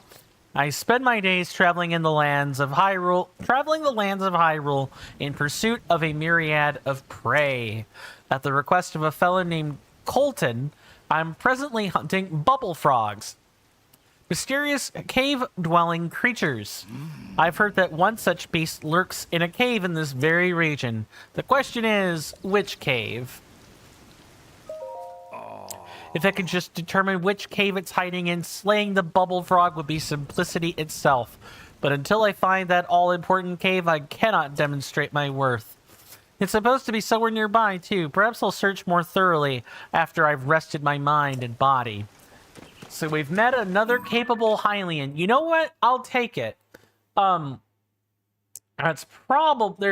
probably a cave up on the mountain that has the titular bubble frog.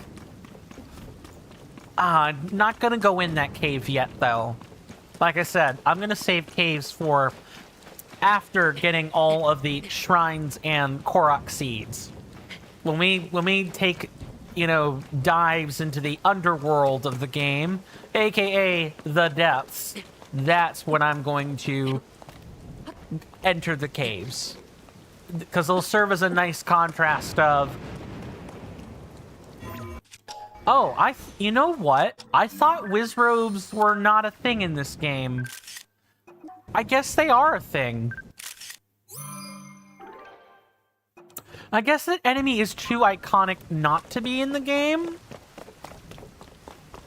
And who wouldn't say yes to that's an electricity Wizrobe, right? That's like a specific one.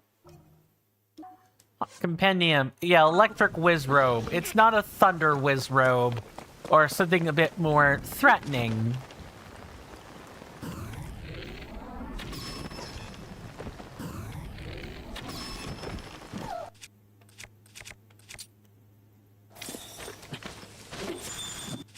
Okay, you can freeze them. I was really concerned we would not be able to.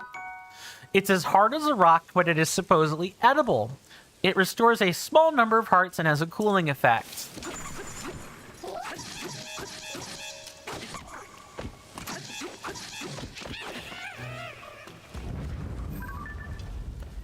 Oh. It's a Zonite sword enchanted with a gem. What? You can enchant these things? Oh, no. The base thing is a sword. But, the base thing is a sword. But if you put a gem in it, it's a rod. Okay, got it. Makes sense. A Zonite sword made of Zonite. It resonates with attached Zonite devices. So if I use this, yeah, it spits out a bolt of electricity like you'd expect. Weird. Very weird. We're discovering all kinds of things. Hello. Are those lizards? Let's just be very... Okay, yeah, we have seen them. I'm not going to bother collecting them. I want to keep moving, because otherwise I can, in fact, spend entirely too much time doing that. Maybe once the Sheikah armor has shown up, though, or the equivalent. I hear it might be the Yiga armor set now that I'm thinking on it. I'm thinking on what I remember reading. Because the last game had the Sheikah armor set, so if they're trying to, like, be different, then they would use that armor set instead. The Yiga clan armor set. Oh, that's gonna be very different. Things to think about.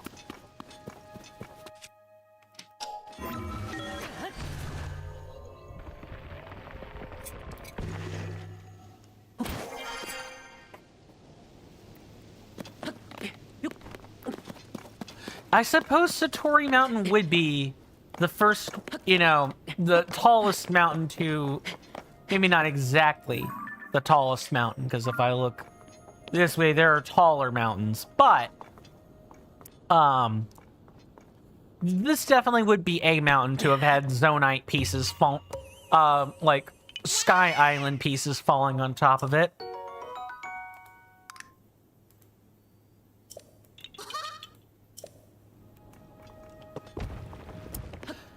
Now, do I want to do this now? I think I want to save that for later. Have like a whole episode dedicated to cherry blossom viewing. I think I'm gonna wait on that. Let's,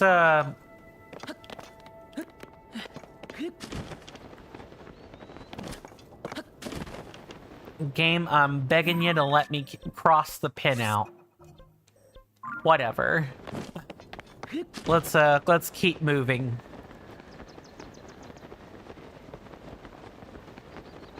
I believe I have found our next Korok puzzle. It's way over there. Just look at that platform.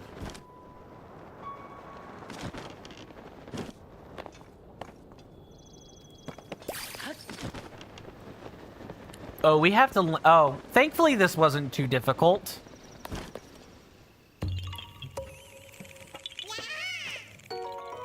Maybe the later ones will be, though?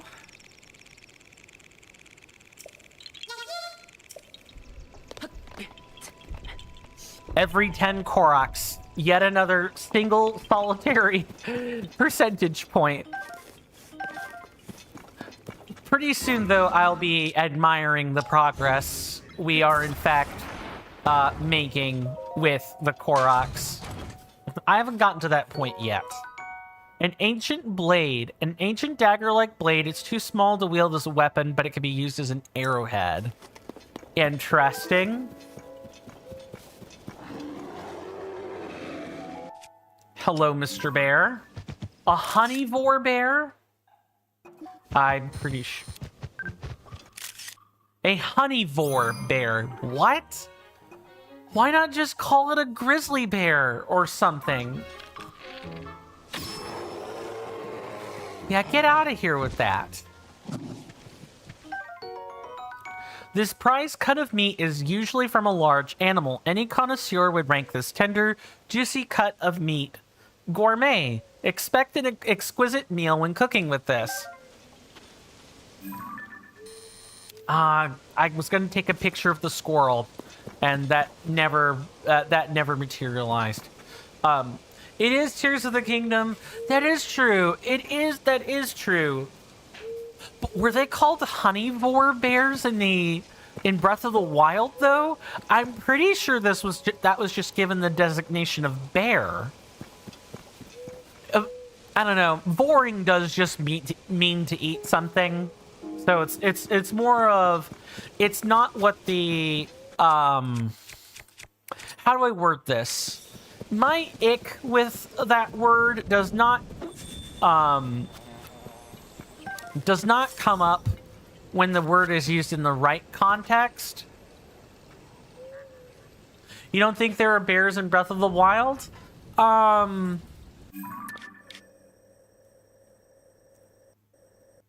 See, where was it? This would be the Dueling Peaks. Right, because again, the map is... No, that is not... Is that correct? No, that would be correct. Crossover, go through here. And oh my god, what did he change on this? The point I wanted to make was that in the Dueling Peaks stable in Breath of the Wild, there's a little grove of trees as you're starting to make your way toward where, which the bandit legend guy, Rusco? No, Rusco's not the name. But where that man secured a stash at, in that Misco, thank you, Misco's treasures, that grove of trees has a couple of courser beehives in it. You can find them, and they're supposed to be bears. I've seen a handful of them in that exact grove, both in my first playthrough and in the one I did with you guys, not that long ago.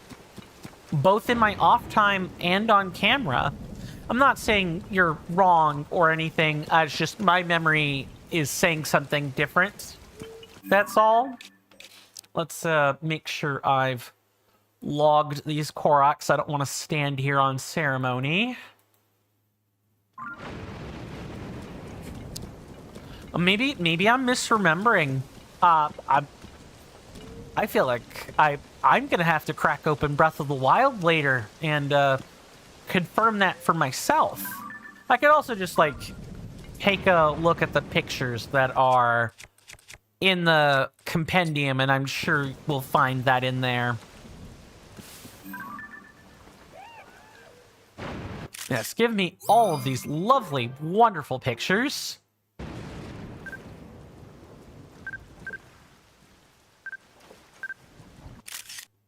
The cursor on the camera is real strange. It was like this in Breath of the Wild, though, where sometimes... No. You could be staring right at something, but it won't actually snap the picture, or something else will walk into view. Did that just... Hold on. Yeah, that's exactly what happened. I'm gonna have to get real super close to that.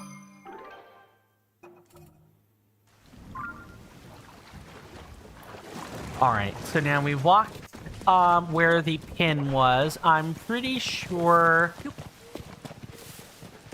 there's gotta be an acorn in one of these. Or not. A quick frog that can be found hopping around near water. Cook it with monster parts to draw out its speed boost effect. Oh, that just happened, did it? There, got it. No. There we go. Got it. This game, sometimes...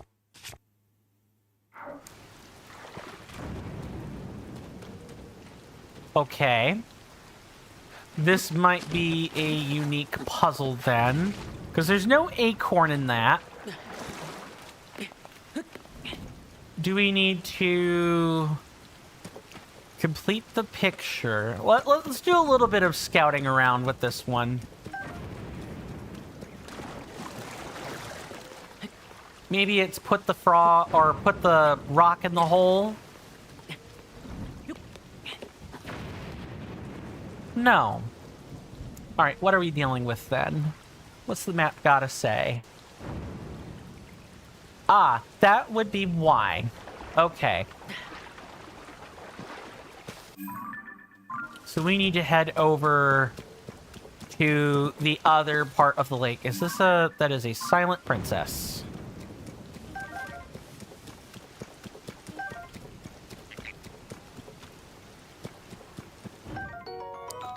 This large glow-in-the-dark snail lives in fresh water. When cooked into a dish, it heightens your senses so you can move about silently. Heightening one's senses does not mean you move around silently, game. That's not how that works. Also, I have to say, now that I've played both Breath of the Wild and Tears of the Kingdom, I can tell you that the number of times that objects with the same effect have the same text is wild. Like, I get it. It's part of the recycling. This crab appears in large numbers when it rains. One bite of its delectable meat and you'll forget all your exhaustion. Replenishes your stamina when cooked into a dish. It's fine. Like, recycling things is par for the course with video games. Recycling is good. It saves time. And, you know, not everyone cares about...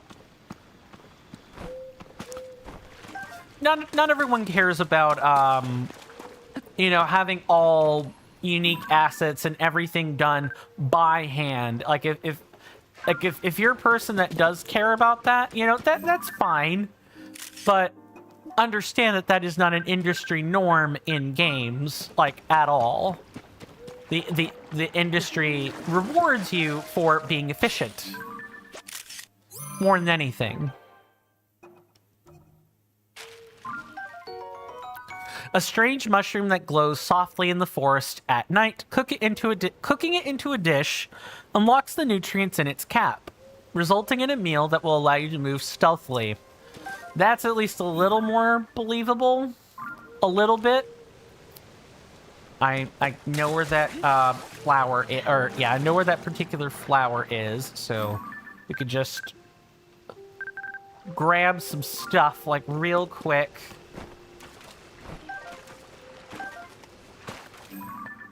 Just give me a firefly picture, please, game. Just one.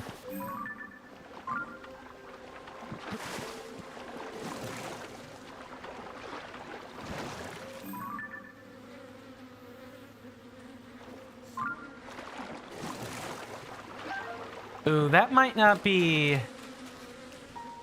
Oh, also, I don't want to get attacked by coarser bee honey. Absolutely.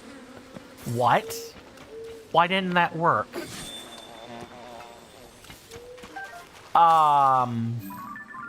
What?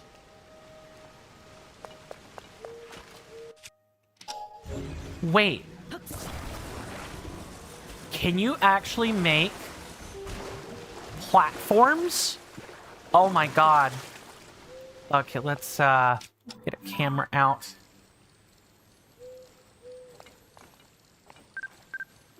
Okay, we've already taken a picture of this. Good. I just wanted to make sure I got it before going back to the flower over there. As a test, you can do that. Wow. That's way more useful. Where was this utility in Breath... I guess you didn't need it in Breath of the Wild because you had Cryonis, right? Did you know that you were able to make pizza and ice cream, but you can't now? Were able to make? What do you mean? I'm going to presume that's a patch.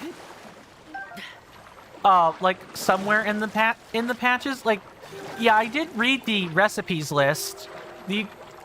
It's certainly in like all the recorded recipes. That seems real strange that you suddenly would be unable to. Where did that flower go? Right here. It seems strange that you would be able to make something and then, you know, later on change it. Or was it Breath of the Wild? Yeah, I know that that's a thing in Tears of the Kingdom, because you need Hylian tomatoes and, like, Hateno cheese to make it, among other things. But we have not yet had the money, or we're not yet in the right place to get these things readily. Like, you can buy them. You can definitely buy them. In fact, not only did Beetle show us that we could, buy some from him, we walked into a couple of vendors earlier on in previous episodes that were selling Hylian tomatoes. We were just broke. Couldn't buy it. And even if I could buy it, or could have bought it back then, I wouldn't have wanted to.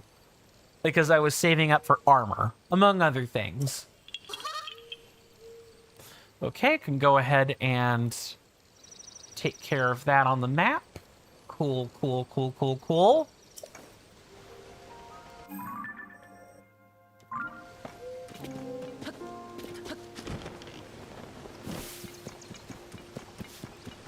I kind of did them out of order a little bit. Ooh, squirrel. I'm gonna get the squirrel, like, right now. No, I'm fairly sure that just toggled off. Game, why are you like this?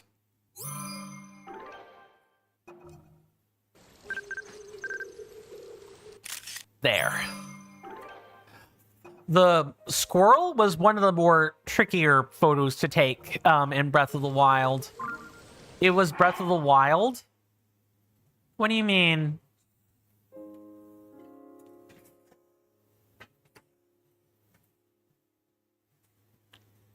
Pizza nice. I know what I'm reading. I can even. This is probably a good time to talk about this. Now that we've had discussions over you know, a few of the recipes, I have a command. If you guys type in TotK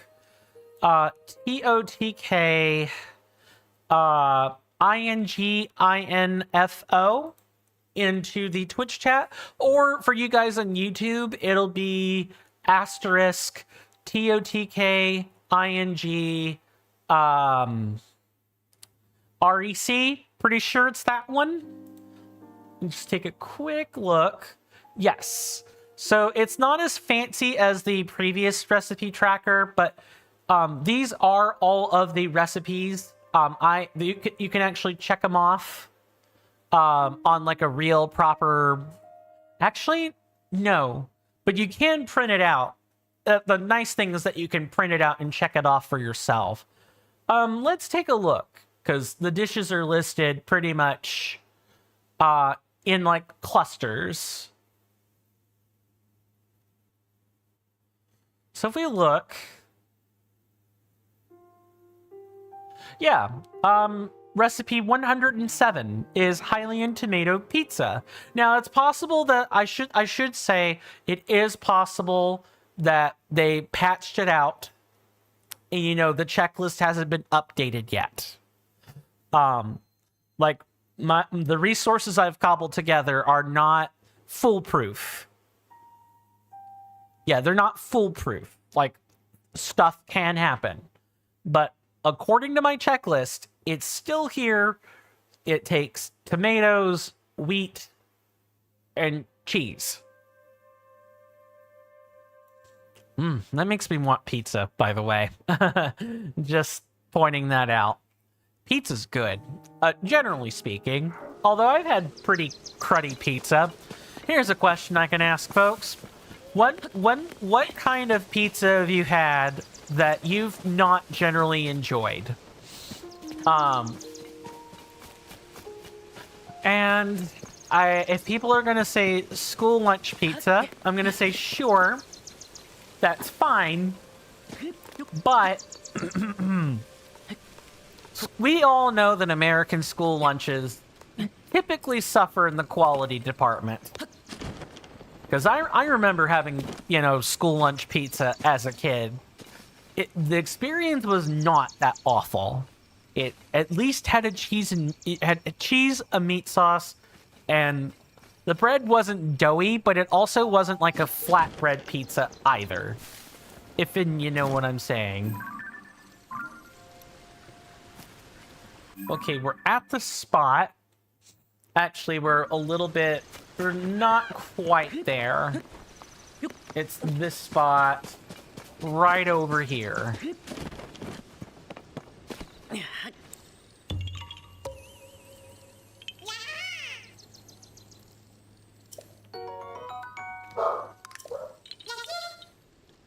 Okay, let's mark some more Koroks to take care of. Got this one out over here, which I can clearly see it's a rock pattern. Then we've got this strange pattern of trees is another one.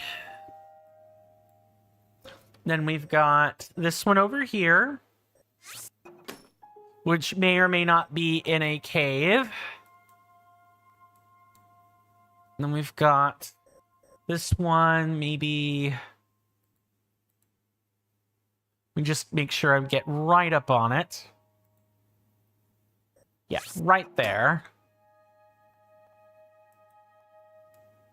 And... yeah, last two are over here toward this pond. One is here. And another one is right there in the midst of this, like, giant tree. Generally, though, most pizza I've had has been reasonable. Or sometimes, you know, you can suffer from encrappening your own pizza, if you know what I mean.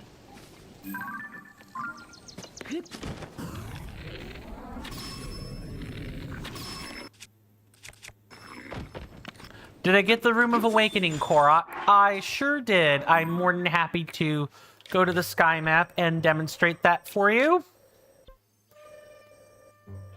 There is one. This particular one right here. That was the one that stumped me a while. Got it. I thought it was this one here at first, but this was on top of a tree. This one here is the actual Room of Awakening Korok. That is done. Now, are you guys ready for some real fun? Maybe they balance this combo so it's less broken. This used to deal damage. Oh, if they're frozen though, that doesn't work. Okay, so that's changed.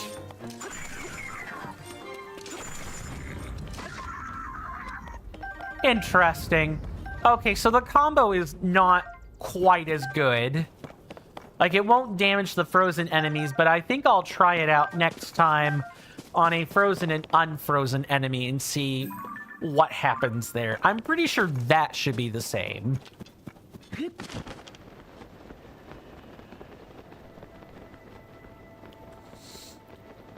Our lovely friend, the rock pattern, is way down there.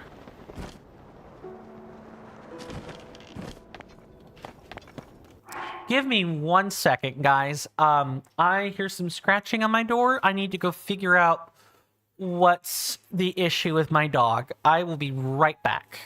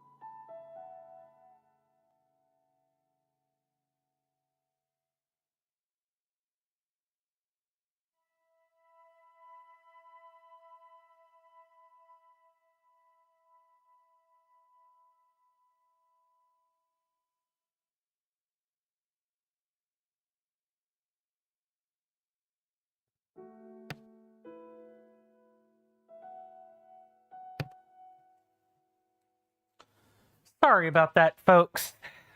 I tried getting my black lab to do a number of things.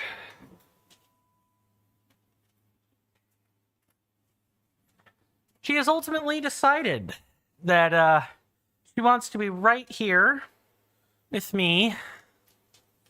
Yes, Midnight. Yes, baby girl. You gonna get under the desk? You gonna get under the desk? Go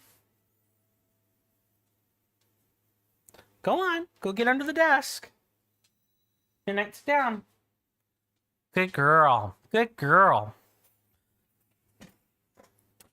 I'm gonna apologize in advance for any unwanted sounds. My office door is open, and my folks are not always the quietest, so if you hear unwanted speech, truly sorry about that, but my dog is not going to, is not necessarily going to allow me, any peace at the moment. And I don't blame her. It's thundering outside. Poor thing. Anyone else have pets around here? That's always a fun discussion topic. I, myself, have 3 dogs, 1 black lab, and 2 miniature dachshunds. The dachshunds are less scared of the thunder than our lab is, which, believe it or not, actually checks out as a point of order. The larger the dog is, the more unsettled they tend to be by thunder and lightning. The atmospheric pressure is actually way more noticeable with larger dogs. So if you notice why they tend to get lethargic or they have difficulty moving in weather, it's usually because they're not super well adjusted to the changes in pressure. The humans can also experience this. You know, sometimes your joints get stiff when there's a thunderstorm. You sometimes have parents and grandparents that talk about their arthritis, and storms really cause it to act up. That's why the atmospheric pressure is higher when there are, native storm systems around, especially high pressure systems.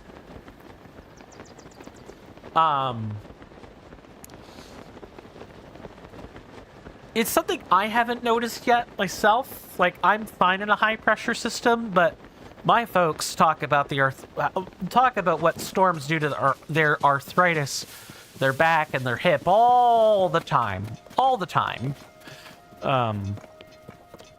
So if you ever hear one complain about their joint and it's raining outside, that's probably why.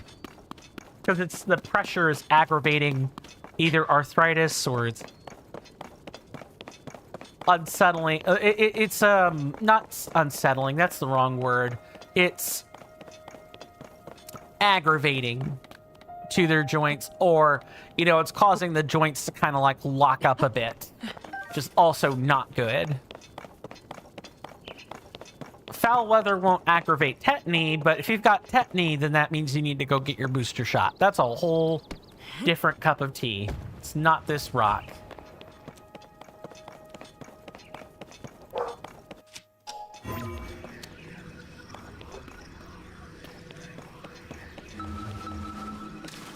Oh, it's probably this right here.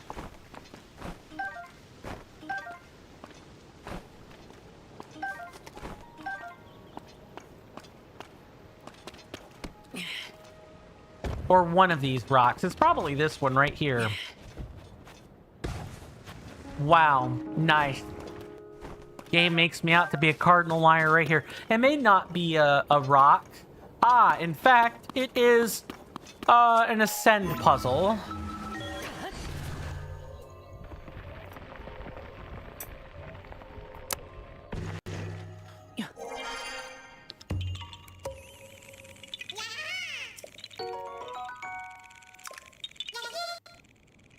I believe it is this one right here.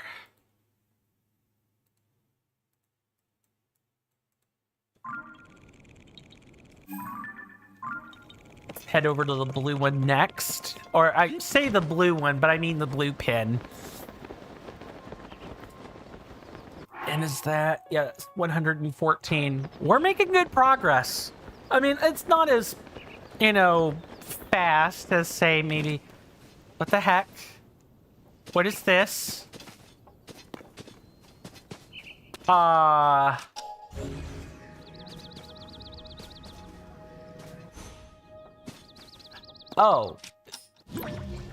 No, that's not it either. Does this want us... Oh, but I don't have a...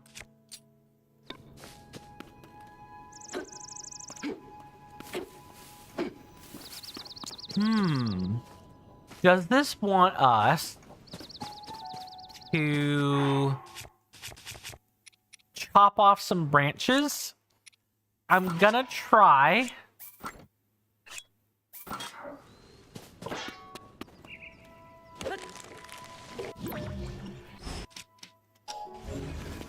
That's like one way I'm kind of like thinking about this is that there are, you know, it wants us to glue tree branches to this.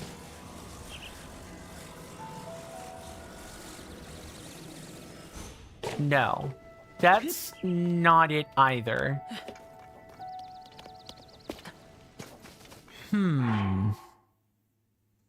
Maybe it wants us to put something in there?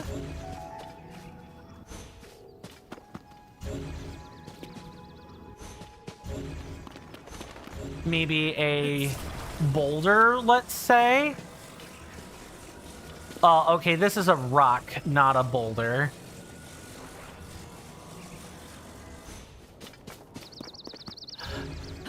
It's too small for a rock. This wants a boulder, not a rock. Question is, where's the closest one? Probably up here somewhere. Let's see, I did see a rock around here. You coming back in, Midnight? You gonna get under the desk?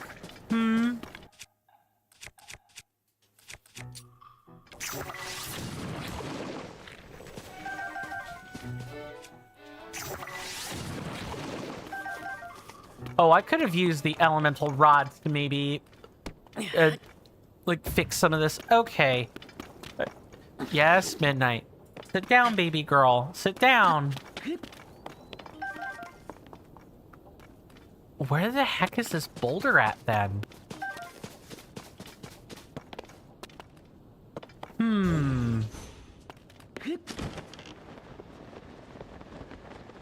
Maybe it's from a more easily visible spot? Ah! It's literally right there. Now, a question that I have is was this boulder always here?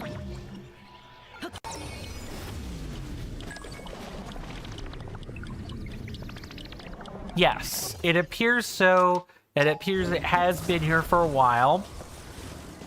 Now we're kind of like undoing the boulders and holes puzzles. Okay, girl, you gonna sit there? That's fine. You do that.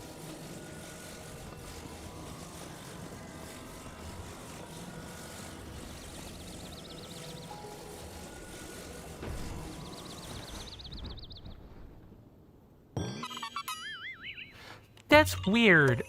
Okay, but at least it is a more interesting puzzle.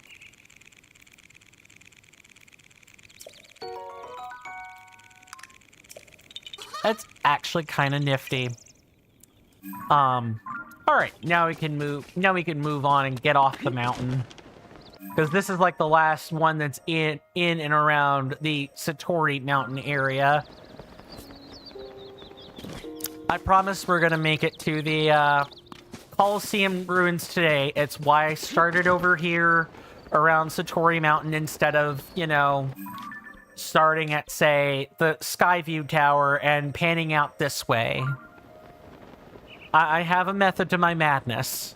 Promise. I just need folks to, you know, bear with me while that madness is ongoing.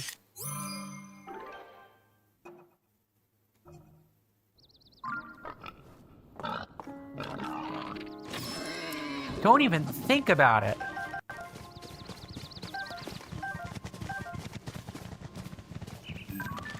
Chill Shroom. Oh, there's also Sun Shroom there, which we should definitely snap a picture of.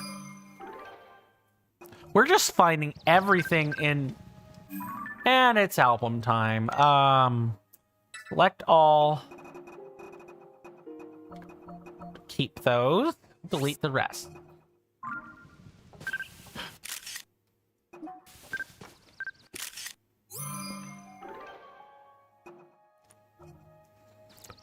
Our compendium is coming along pretty nicely, I have to say.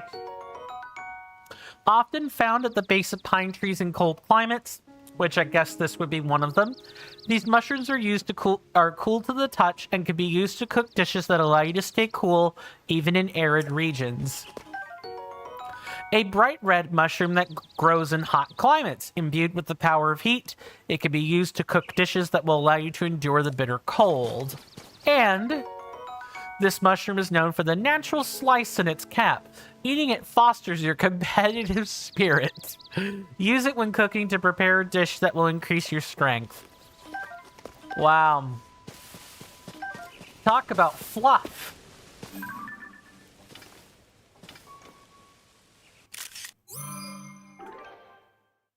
Fluff text. It's fine. Flavor text is important. This mushroom grows wild in the Gerudo region. The cap is naturally insulated, so when it's used in cooking, it will offer protection against electricity. Nice. I thought I saw a butterfly. I'm looking to see if there's another one.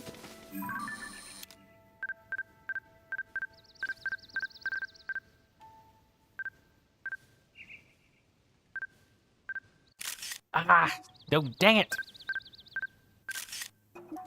Wow. Kind of difficult to... Maybe right there.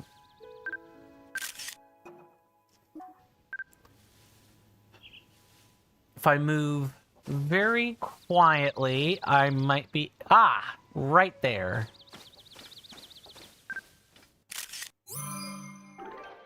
These are a little bit harder to take pictures of. Not gonna lie.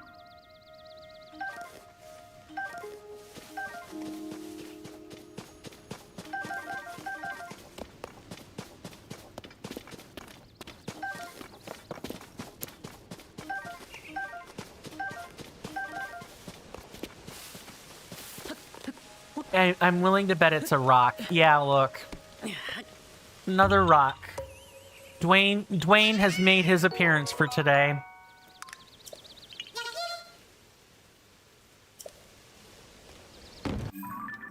Okay, next one is...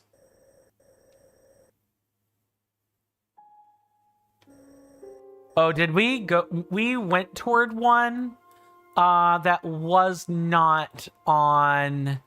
That wasn't one we marked or with a pin. That's fine. Is there... If that's the case, then there's like a cave nearby.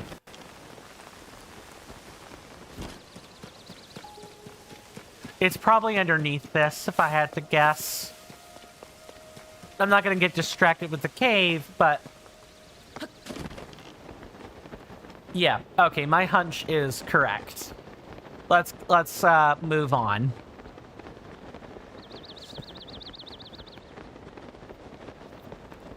I don't know about all the monsters, but I will say that Tears of the Kingdom is a very pretty game to look at. Breath of the Wild was also pretty to look at.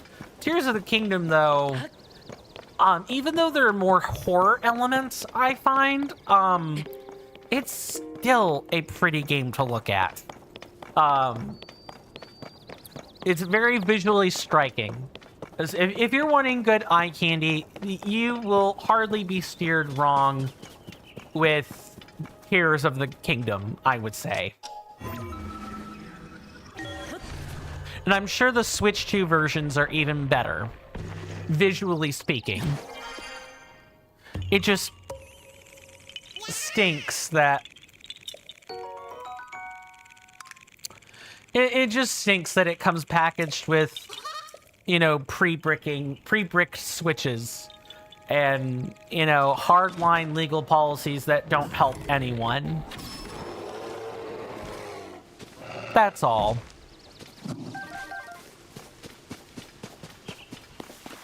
Is that a block puzzle? Looks like it.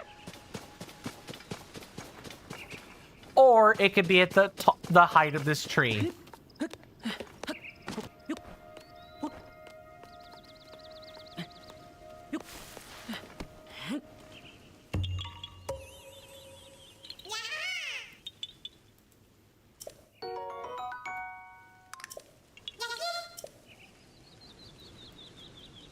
Okay, so that's...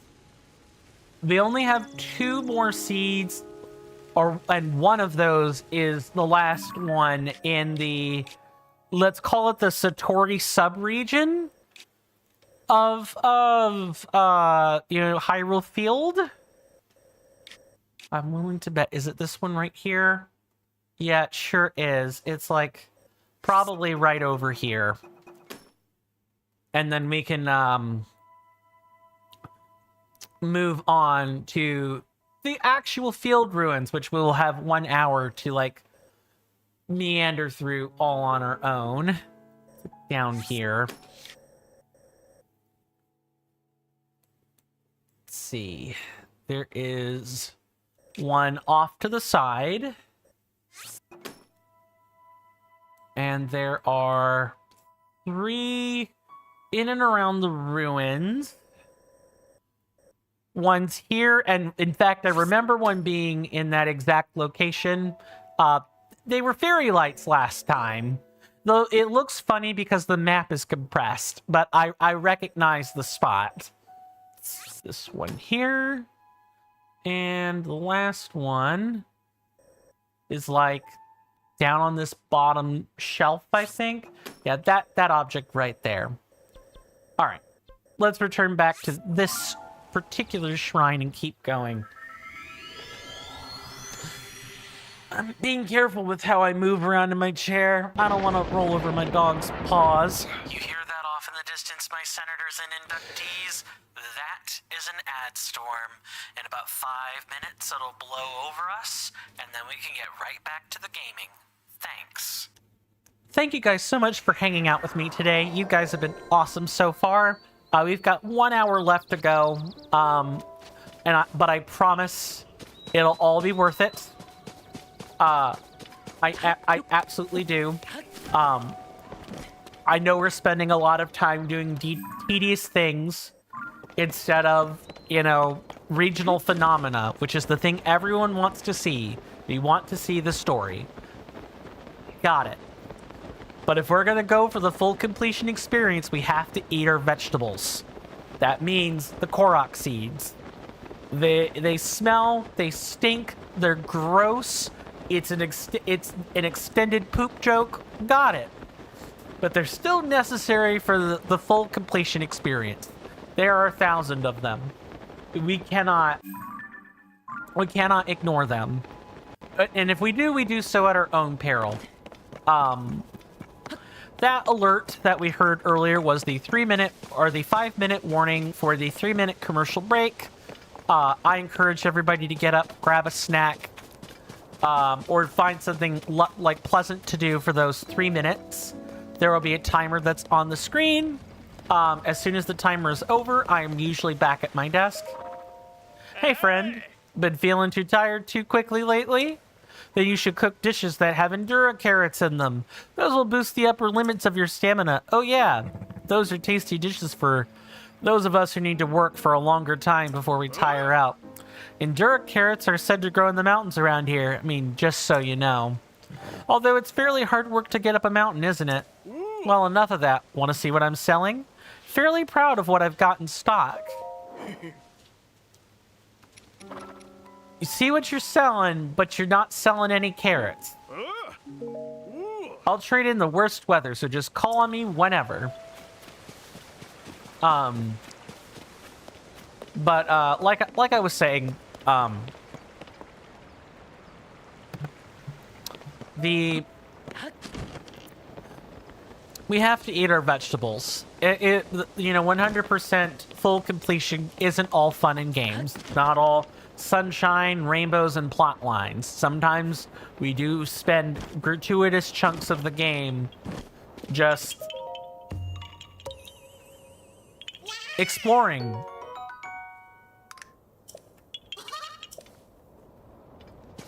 And the minute we find Hestu, this will all have been worth it.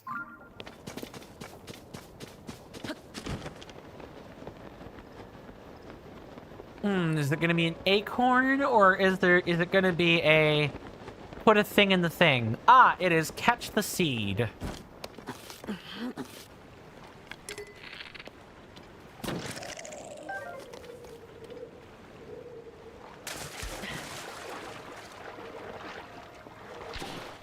Ah, dang it. This one I should probably try to, like, catch by flying.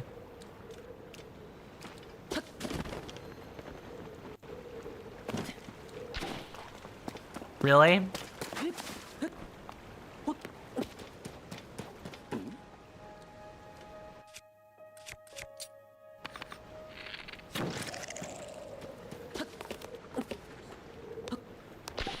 Thank you.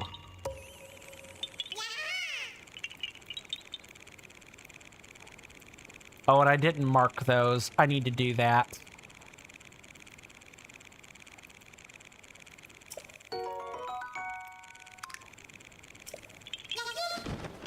Yay for 120 Koroks. Thank you very much for that soundboard redemption. Within 40 seconds, I want to say, the commercial break should take place. So once that is done, you know, we'll come in for the last hour, and our goal is literally right over there.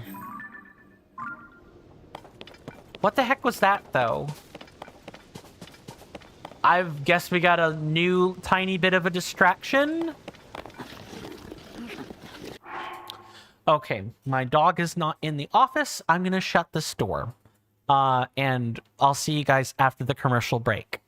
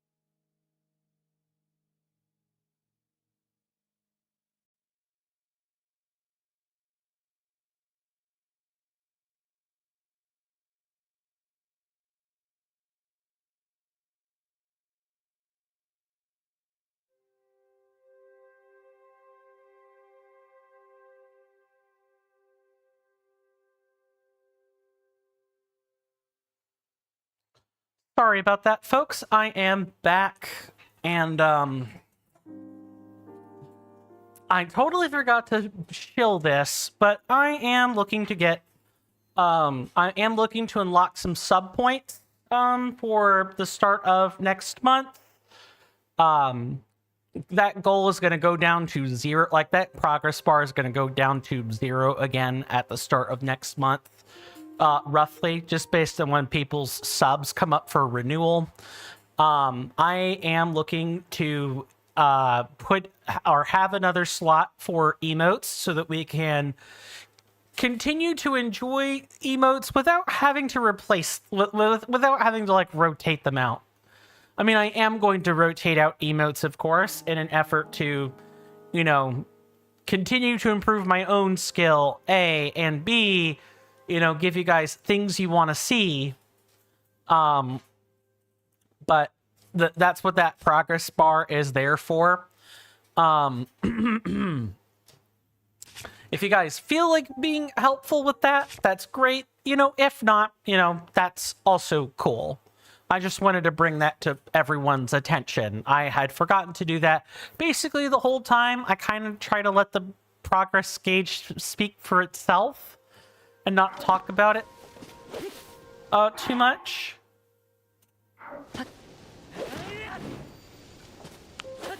Sorry, I need to do something. I can't hear something properly. There we go. I thought I was going to have to reset the thing. Thank goodness that's not the case. I'm sure you guys could hear it fine. It was just a me problem. Oh, yeah. We are... Do we have any cold choo-choo jelly yet? Yes, we don't have the electric stuff yet.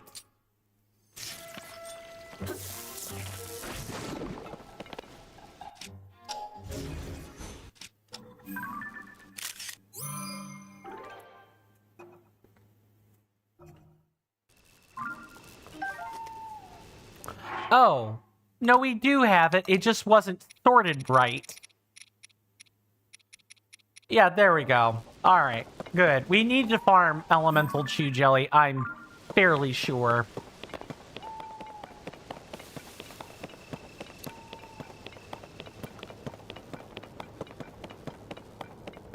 Now, I doubt we're actually going to be able to defeat whatever is there. I am almost 100% sure, just based on what Shiny has told me about our lovely friend there. Like, we're definitely gonna need extra assistance, but I want to at least demonstrate it, you know, show it off more than anything. Okay, we're going to equip this and fuse this stick to it.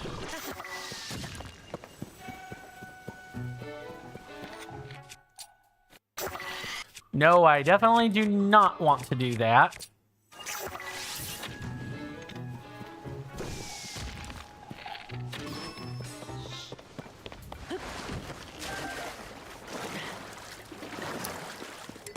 I think you guys are gonna like what I have to show you, though. Just being honest.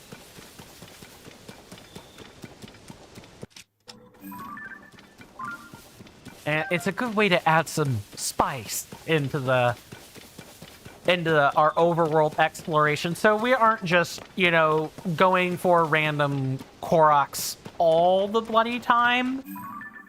Like we've gotten 120 of them, for goodness sake. We've gotten a lot of them. Good to break this up by doing other things from time to time. Speaking of, I see something right there that we can do.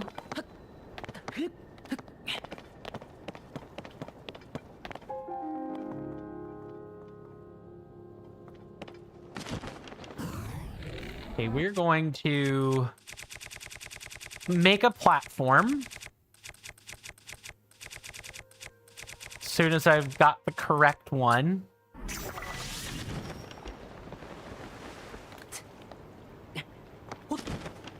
and then we're going to do a dive. This is so we have a quick way back up.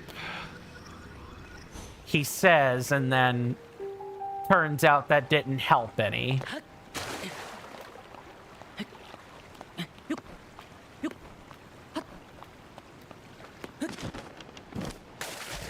And that does have to be a dive. Okay.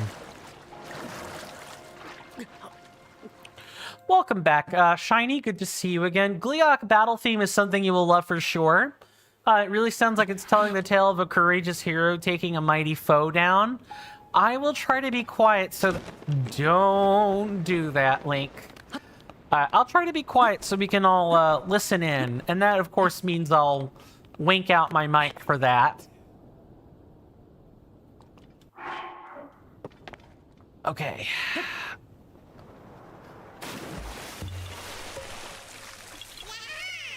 I'm sure it sounds amazing.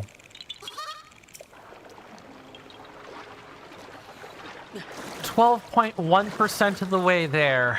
Once we get 160 Koroks, we'll actually be 1/8 of the way. 16 through almost a 1/6 of the way. Not 1/6. No, it's like that is basically an 1/8. Yeah, no. I'm remembering my rule of multiples here. There's absolutely no track that you dislike in this game. Fair. Absolutely fair. Okay. This is probably stable to climb on. Yeah. Although it's steep as all heck, so good luck. I would say so far there hasn't really been tracks I've disliked either. The most I could say is some of them are ambient, but that was true of Breath of the Wild as well, where the tracks just kind of are. Okay, get down to the stable one and then go from there.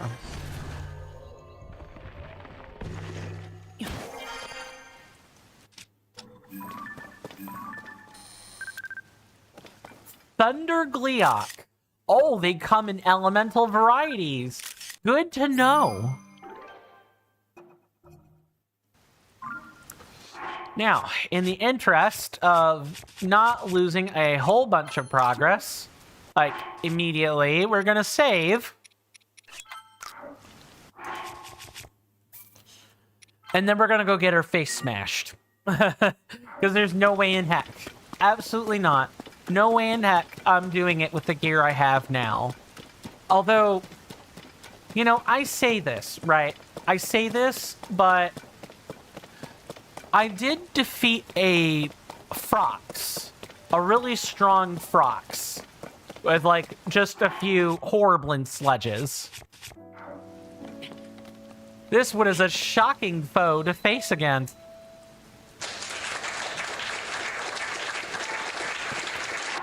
We have nothing but... We have absolutely nothing but a tunic and some trousers to our name. We only have a couple of weapons. Frox is a child's play to compared to any Gleeok, really? No doubt. I believe we said this made Lionels look like children compared to a Gleeok. Or by comparison, I should say. Yeah, I don't doubt it. But I do want to get a home field advantage. If I can. Get ready, because we're going to slip.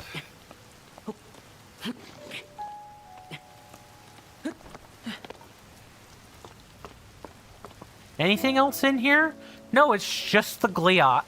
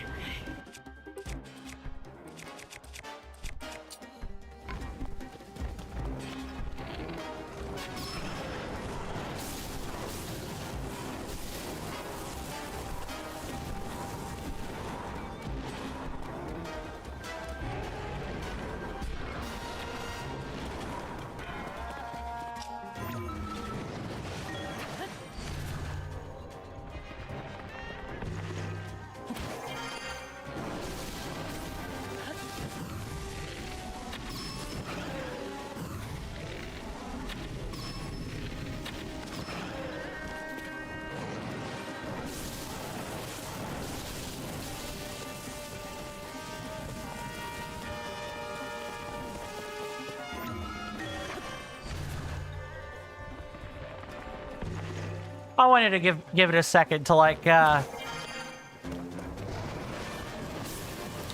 you know, to just kind of enjoy the music. Yeah, this is a pretty eventful track. I know this thing is not just gonna shoot lightning beams at me the whole time. 1, 2, 3. Yeah, that sure looks like that's what they're doing.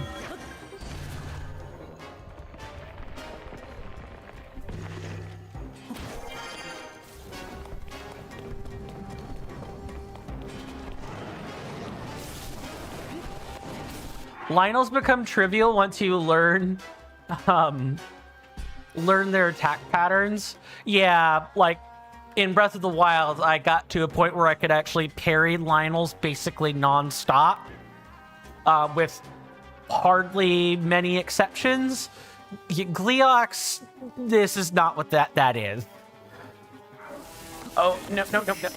Oh, yeah, that is a instant use of the fairy. It's unfortunate. I gotta be careful. Me opening my mouth can get me killed.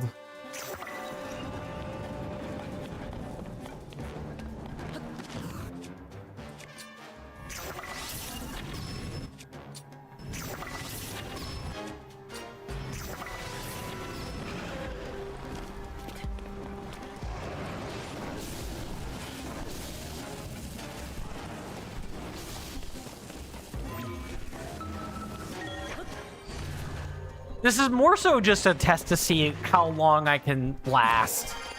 I definitely do not expect to be able to do this. And it broke, of course.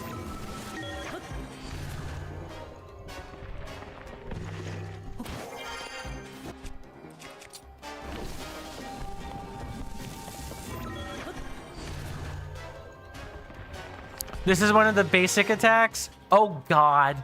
As the battle goes on, things get crazier. Can't wait.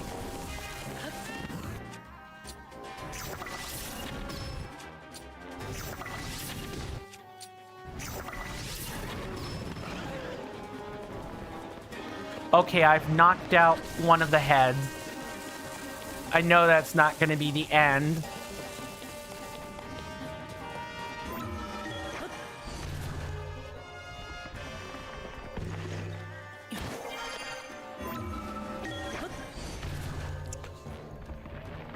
This is a pretty good arena to fight one in. I have to say, though, as like the introductory test, this was great. Okay, we only got 2 of these things to go after.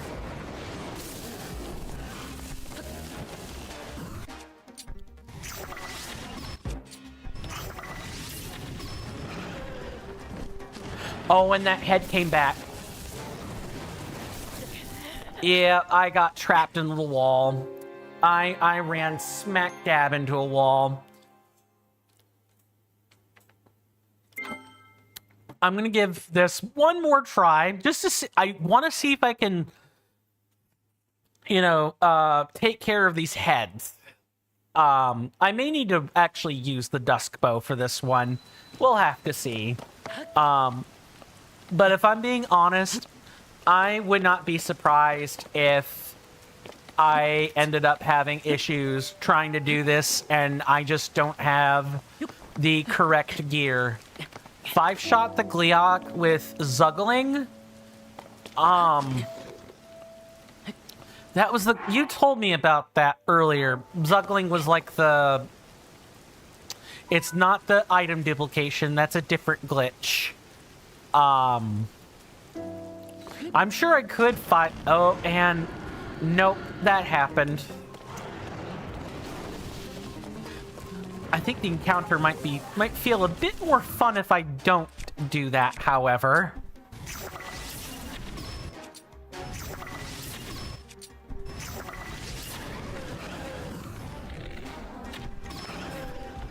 Oh, I don't want to be wearing whatever I'm wearing right now.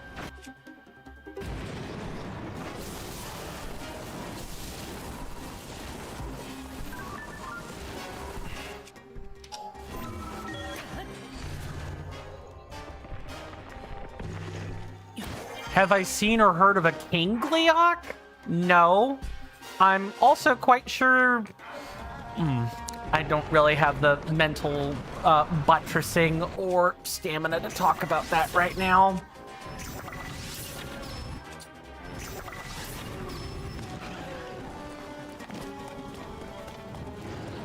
Get ready.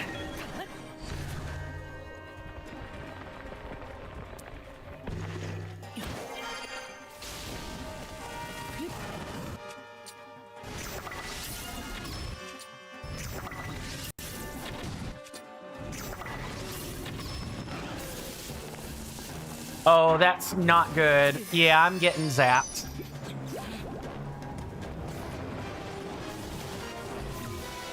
Oh, it's the stick weapon I'm using. That's why. I don't want to be using this. I want to be using, yeah, the Talus hammer here.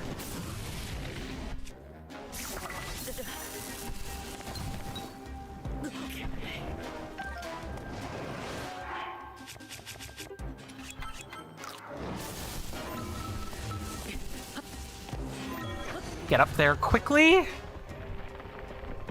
And I need to be out from behind a wall, like, really quick. All right. Yep, that's enough of that. I am not prepared enough, I can tell you. Even if I could, like, I don't think it's reasonable to do this right now. I realize it sounds like I'm I realize I am definitely throwing in the towel. But I'm throwing in the towel because this is just not a smart encounter to try to do that with. This isn't like the Lionel, where you can beat it if you know what you're doing and you have halfway decent weapons. Maybe it's possible that once the heads go down, I can actually attack the main body. But I get the feeling I need more weapons. And, coming here without food is also not a good idea. But what I am going to do, I'm going to put an enemy here. This isn't any different than, say, putting a mark where we've tried to defeat Phantom Ganon at. It gives us things to come back to, things to do. Glitches, Shiny goes on to say, glitches are not intended game mechanics. Of course, they're glitches. They are impressive to pull off, definitely. But as for weapons and battling foes, you stick to what the game intends us to do. I am also very much the same way. Go to the Coliseum in the depths. Well, wouldn't that require, wouldn't that in fact require us finding a chasm right about now? And isn't that located in the ruins? Like this in and of itself is a chasm? Let's take a look at our depths map here. So in the depth, there's a floating Coliseum. I can see that. It's right here. It's the Great Plateau North Chasm. I hear ya. I definitely hear you on that.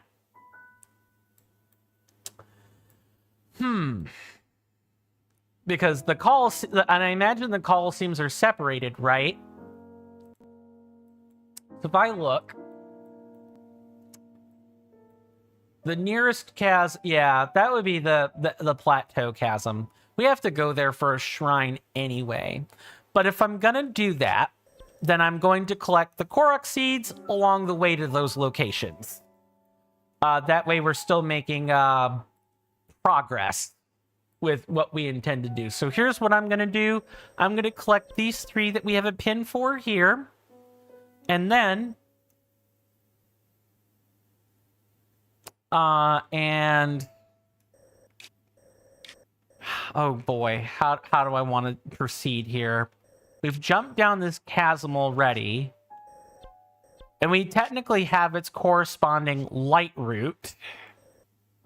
We just don't have the actual real... We don't have the real shrine that gets us up here. Okay. So instead, let's mark some things down.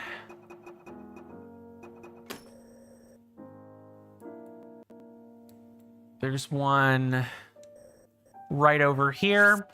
I could kind of tell they're loose objects, but the only Korok seeds you can clearly make out are the ones that are based on stone patterns.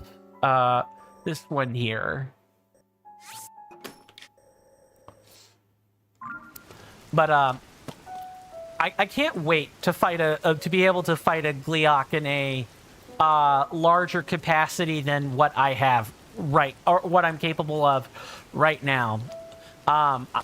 It reminds me so much of the Nameless King encounter in Dark Souls 3. The Nameless King is a two-phase fight. It's two bosses. It's this nameless storm rider literally riding on top of a wyvern. It's really cool. I remember spending many countless hours fighting it. It took me roughly 60 attempts to get it with the Dark Spells New Game Plus run way back then, like years ago. Shiny says, even without the use of glitches, you can make some crazy stuff, like a weapon that can destroy a Lionel with one hit on its back. Like, are we talking like a Zonai vehicle, or... Oh, wait, no. I remember a video. Back when I wasn't sure I was doing Tears of the Kingdom, I saw someone pit up a Zonai device they had made against a variety of enemies, and the Lionel just absolutely thrashed it. I remember them having great resistance to that sort of thing. But I'm guessing there's another weapon? It's not a glitch to make a weapon? Well, no. I'm mostly talking about in regard to the Lionel, or the weapon that kills a Lionel pretty quickly. A silver Lionel, even, which is in the next sentence here. A silver Lionel gets taken out in one sitting. Wild stuff, to be sure.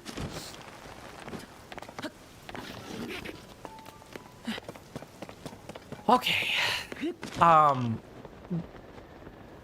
But if my description of the Nameless King, which has so many attacks it's not funny, and it's one of the few enemies that... It's one of the few bosses that punishes spellcasters in Dark Souls 3, like, very heavily. If I found fun in that, where I really had to, like, time my spellcasts very carefully, I'm gonna enjoy a really challenging Gleeok fight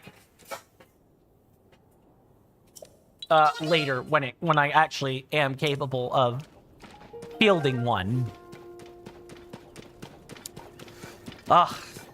It's pure excitement. I'm feeling excitement all over again, and the anticipatory type of excitement.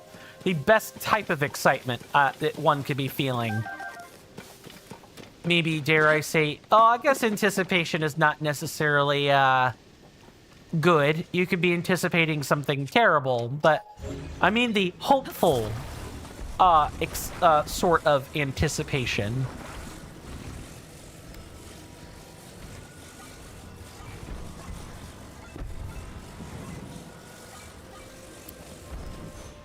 The deal with this.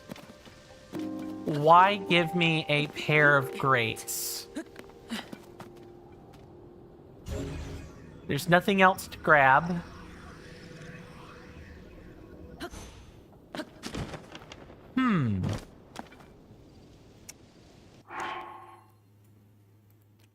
Not sure what that could be. Not a Zonai device. It's a specific weapon that works amazingly against Lionels and only Lionels. Are there various Beast Slayer weapons, I guess? I hate saying the word Beast Slayer, but, because we're not dealing with beasts, we're dealing with monsters. But, I'm referencing weapons that are very good against their target, you know, audience. Monster Hunter has a lot of, weapons like this. Grab that one. Ah, I need to look for another Korok. Like it, not only Lionels, I'm sure, are there other weapons for other kinds of species? But Goblin, Moblin, Lizalthos, and so on.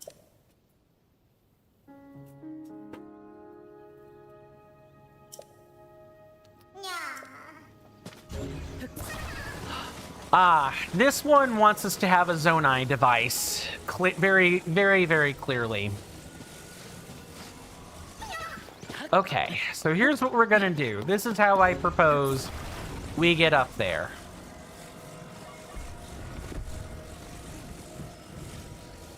We're gonna attach these plates like so.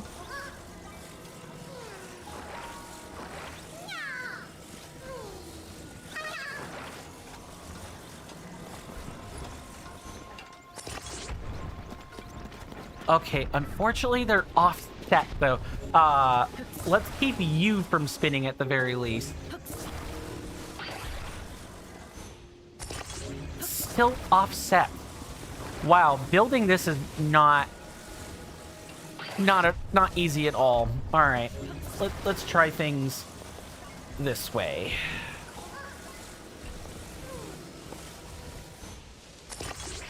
There. It's still offset.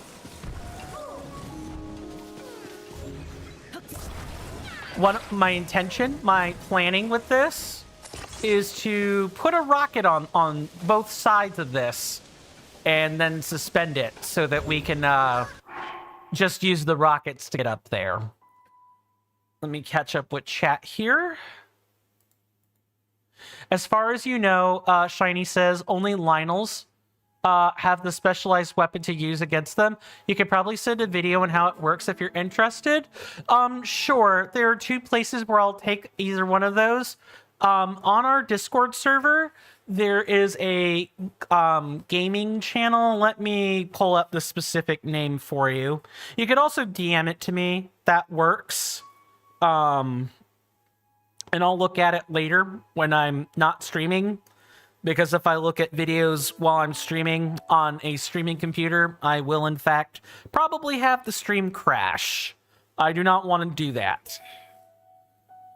The specific channel would be...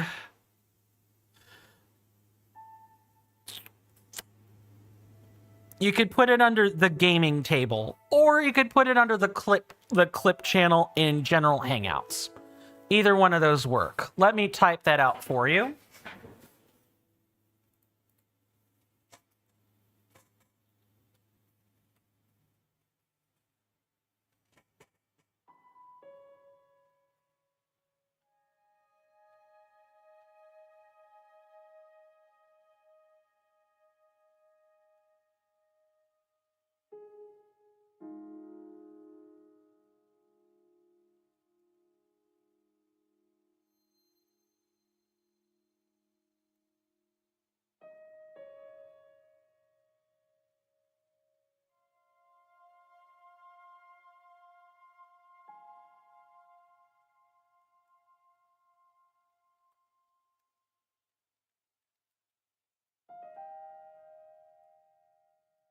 There we go. I've typed that out so people aren't having to remember what I have to say. Since it's a video, I think the clip channel is most appropriate, but any of those work. All right, so we need 2 rockets. Although I wonder if fans would work. Yeah, you know what? Maybe 4 fans ought to work. we could just put those together like so. Grab all those, flip them all over.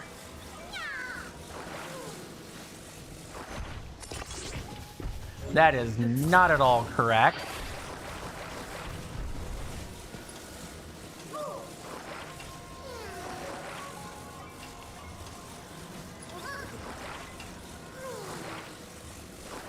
This one's facing flat.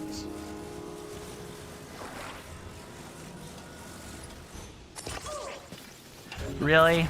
Yeah, it all basically just comes tumbling down if, you know, anything is even remotely off-center.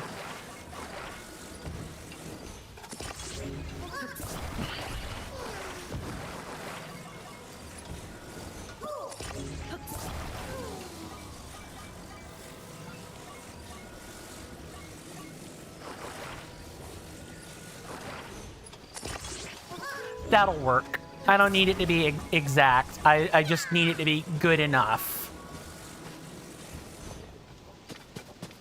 Alright, now we're going to take you and put you on top. And the last thing is right through there.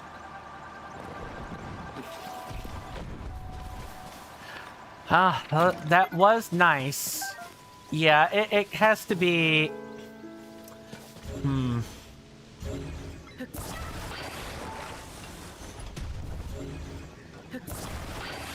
Maybe like that. Just one platform. Perhaps doing both was an overcomplication on my part. And of course, it has to be perfectly balanced.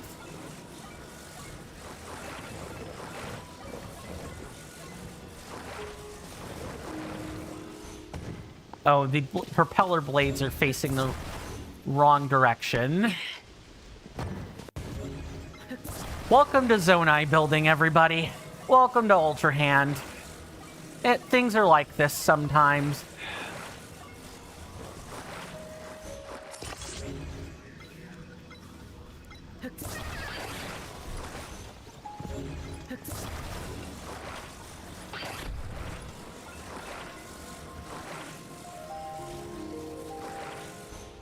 Like that. There we go. Now, I'm gonna glue that to you. And then turn that over. And maybe, just maybe, if we could get this on a flat surface, this might work.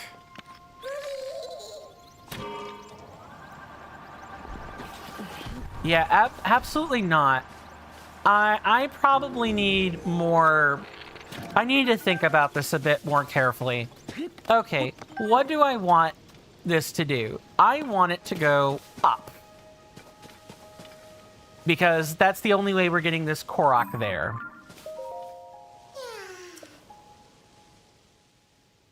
Yeah, right up there at the top.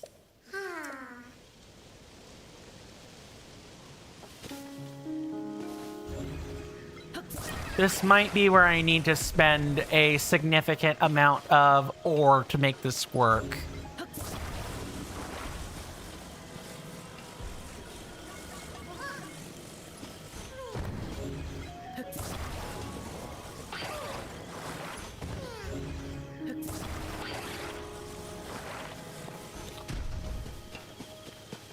No, I think the issue is it's not a flat surface. Like, it's going to follow physics, right? And because it's following physics, I need to take everything down to the ground. Just have it all fall to the floor. All of it. Because otherwise I'm not going to be able to do it. Or nope, that still doesn't work. I thought that was flat ground nearby, but we got to make a jump for that.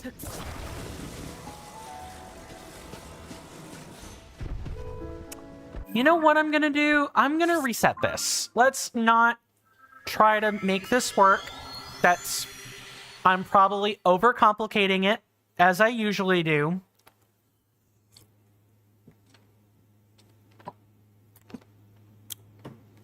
You could try raising the platform with a Korok as high as possible with Ultra Hand, rewind it while on top of a cliff, and try to pick up the platform again with Ultra Hand. Okay, I'll give that a try. It might take me some attempts to get. Because I have to think about what all that means. Platform of the Korok as high as possible. Right. Like we did have some rewind puzzles where we needed to hold something in place for a few seconds and then rewind it back so it stays like that.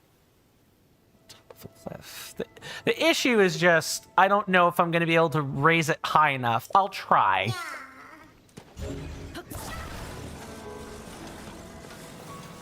Because the fact that they only give us 2 of these, like, grates, 2 of these platforms, means that they want us to do it. We can do it with only these materials. So, yeah, that's probably on the track toward a correct solution.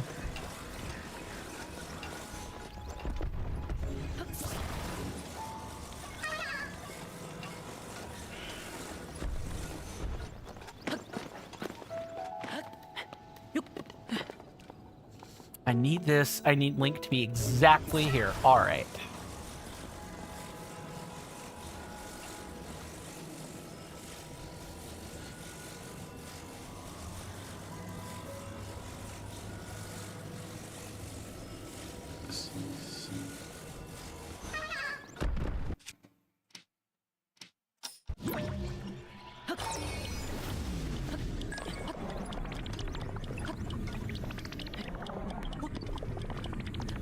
Link, okay, that's not gonna work.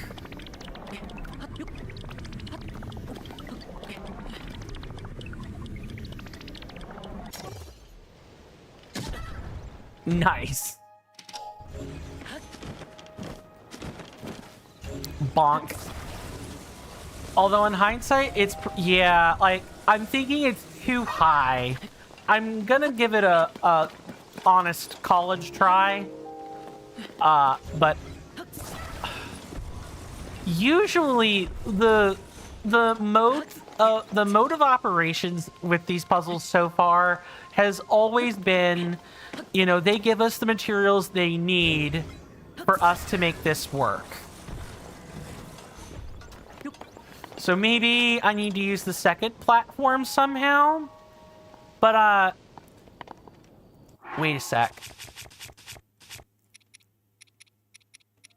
Oh, they showed us a puzzle with stakes. Where was it? Which shrine was it? Yeah, it's this one right here. There was a puzzle that had stakes on it. Oh. I think I figured out what I need to do. I kind of need to break order so I could go do that real quick. All right, I'm going to reset this. Because I think I know what I need to do now. I'm... No wonder that shrine was right there. The stakes are so that we could do that. I think we're also encountering the first instance of the Korok escorts making you have to have supplies on hand to do this. I know my breach of protocol is going to sound crazy. You're going to skip stuff in the process of doing this, but it's not like I'm, going too far out of my way, like with the Autobuilder, aka, where we really broke the pattern in order to get this super early. This is more of this is just going to make life way easier in the long run. The idea with stakes is very good. I'd like to think so. See, I can remember, the shrines that we've been through on a number of occasions. You just need to avoid the Zonai patrols. I would like to do that. Because if I look at my map, toward the end ought to be a dispenser. Yeah, look, there's that globe right there. Classic dispenser design. Do we have any charges? We have 11 of them. I may need to go back and convert some of these to a convert some of these charges, because I don't think ore does it. I think it has to be charges. I could be wrong about that.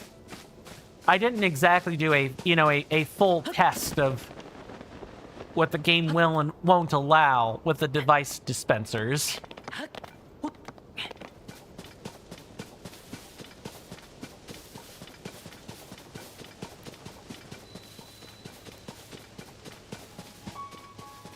Okay. And I know... Oh, goodness. I'm skipping so much dialogue. You can use construct parts, but they are not as effective. Okay. Yeah, that does, in fact, work. I'm going to use the Zonai charges down to, like, the last one. But, I don't want to, like, fully deplete all of my charges. As long as I have one, I can scrape by.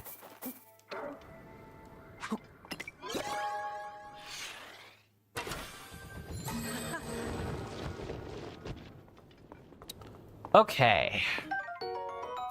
A stake. A Zonai device that can be fixed in place on the ground or on a wall. They've been used as footholds and building innovations because of their immovability when planted. Big wheel. A powered Zonai device that wants to move. It's a big, mean wheel that excels at tearing through environments that might challenge smaller wheels. It can handle shallow water. Talk about pickup trucks. Now we can raise the stakes.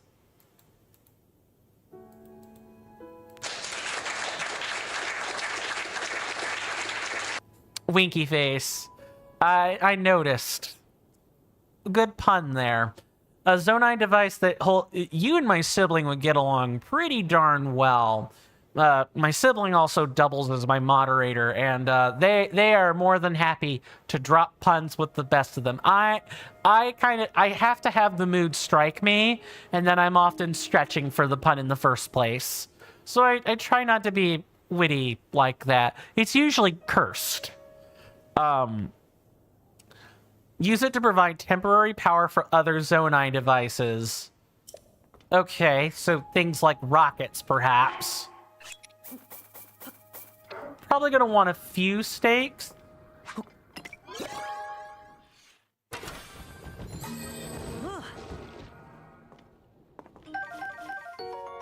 A spring!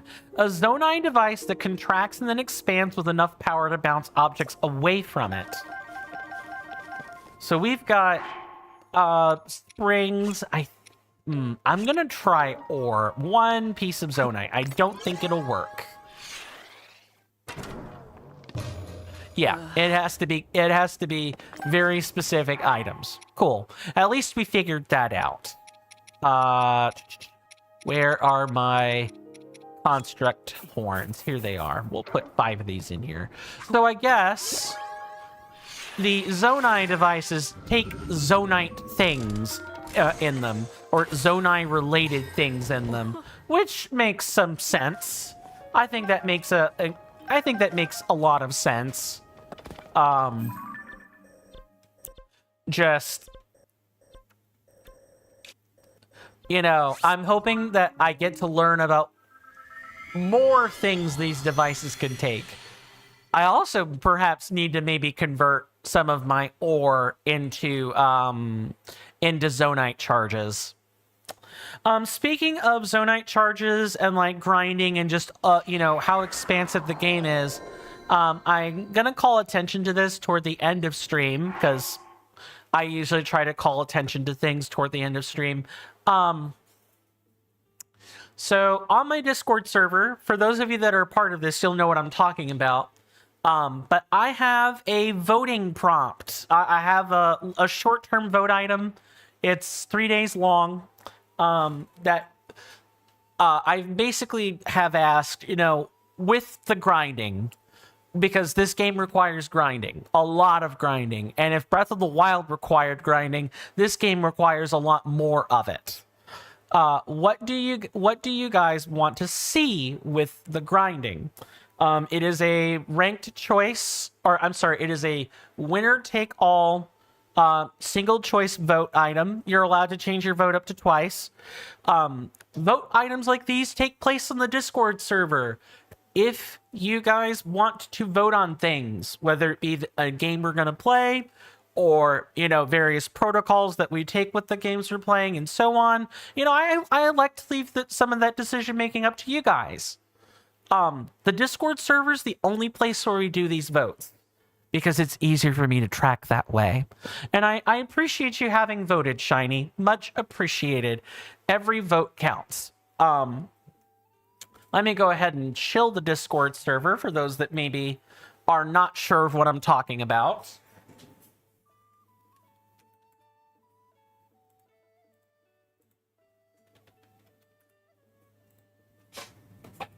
Come join in.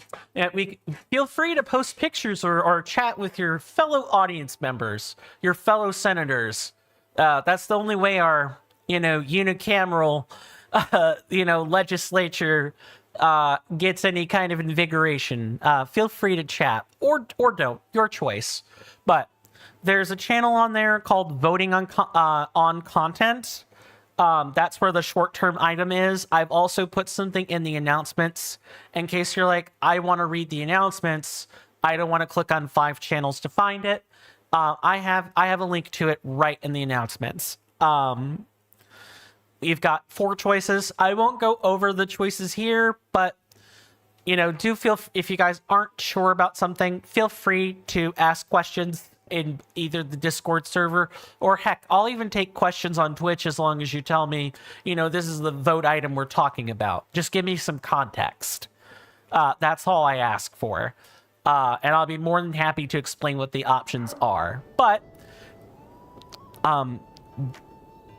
that item is basically going to be due this Sunday. You guys do not have too terribly long to vote on it. So make sure you measure twice and cut once with your votes, so to speak. Good luck, and may your votes be counted fairly, my senators and inductees. And as a bonus, if you're a subscriber on Twitch or you're a Coffee or Patreon member, you get an extra vote counted for you at the end when all the votes conclude. This is like the legal way you can buy votes. I don't know of any other democratic institutions where they're upfront about that sort of thing. And it's my small way of saying thank you for people chucking money at me, because money is tight in this world. That along with like the appreciation placard and other things, other small things. The big thing is influence when it comes to vote. The subscription statuses are checked at the end of voting after the vote has closed. So, okay, how do I want to do this? So basically, I think what I could do here is maybe I'm gonna pull out 2 stakes, and I'm going to be careful not to let them fall off the cliff. We're going to take these and pin them on the end. And maybe what we should do is, nice job, Link, aka me. Let's do it like that.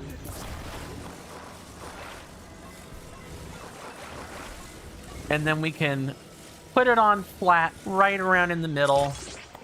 And then what I'll do is we'll use a series of rewind commands in order to stair step up the cliff. That's kind of what I was thinking of.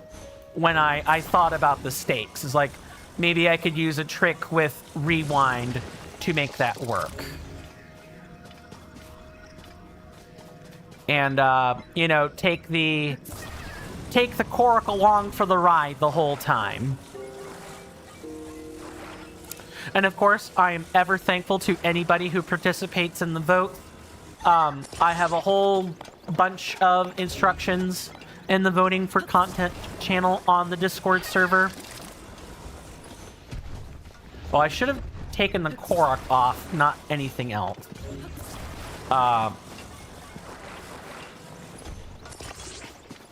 All this just to get it on straight. Thank you, game. Sometimes the auto-snapping really helps, and sometimes it really doesn't. Okay, let's glue these things together. This will be the last, sorry, I did not mean to yell there. This will, in fact, be the last thing we're doing, and then we will be calling it a day. And tomorrow we will... My plan will be to, like, focus on the plateau, try to get some of these Korok seeds in this general area, and go from there. Okay, so let's... The Ultra Hand range is infuriating sometimes. I have zero idea why it wants me to be, you know, so far... or so close to it's not even funny.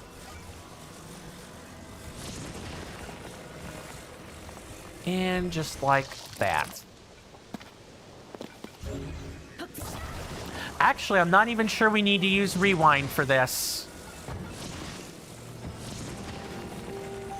I'm actually almost quite sure we could just ascend and not rewind.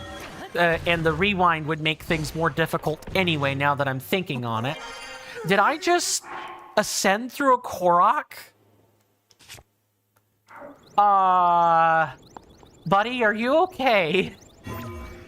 That's hilarious. I mean, the thought of it is hilarious.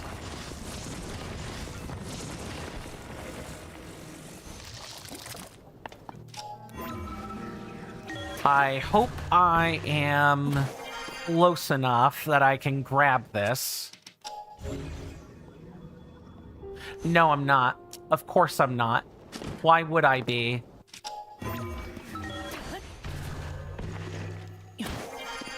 I have to pull this back down. This is going to be a very slow process. And I should probably offset these a bit so I can, like, grab them easier. Like this.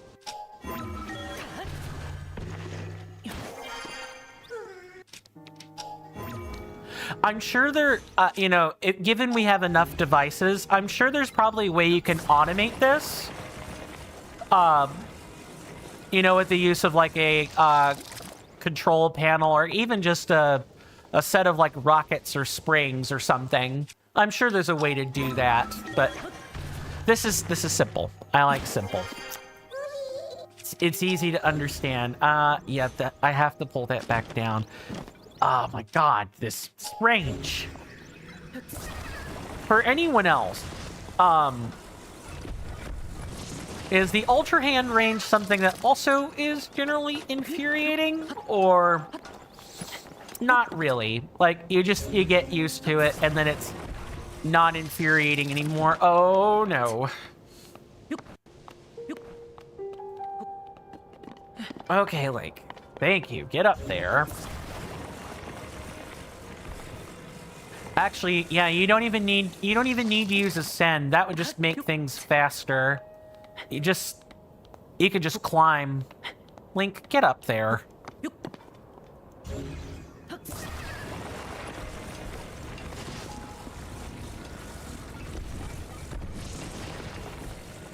Yeah, so rather than that, we can just go as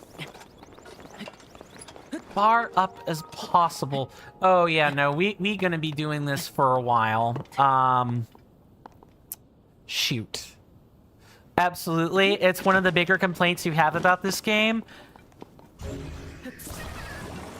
Audience, meet choir conductor. Meet choir conductor. This is infuriating. Link, I'm begging you for the love of God, the love of the goddess Hylia, and everything that is holy. It's too late. Dang it. The rain has, rained on our parade. But I think I have an idea of what I'll be doing. So, I'm going to end the stream here. Rocket shield.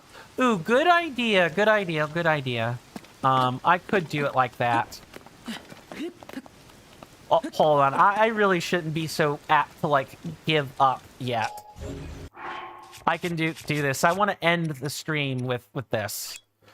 Destroy this. Equip that. And we can prop out... Oh... That what you're telling... Hold on. I'm going to try to pick up what you're putting down, Mr. Shiny. And now we fuse. And then... Wow. Nice save. Thank you there. I really appreciate that. Oh, all right.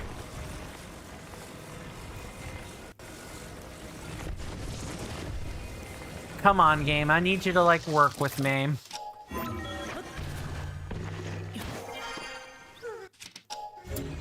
And I will... Okay, this is probably the maximum range that... It's, like, basically around this height. Look, I'll eventually get practiced enough at this, and then it'll be a non-issue.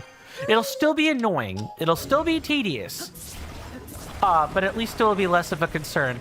Now, for those that have, like, the Switch 2, I'm just kind of curious. Remember to offset these coin. Is the Ultra Hand range increased? Because I'm going to be real mad. Hopping mad, even, if that is the case.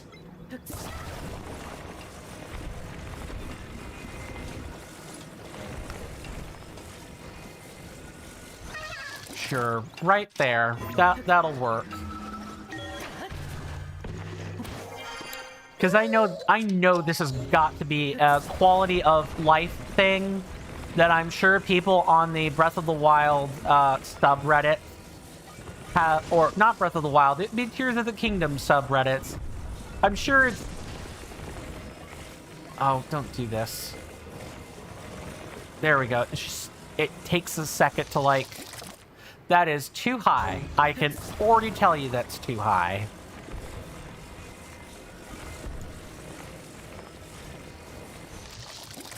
Better that it's annoyingly low than it being too high.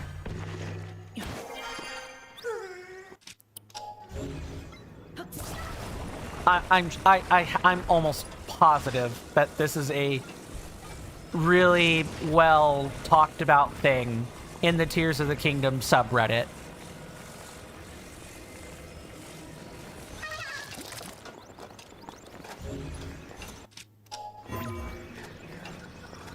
No, that's too far away.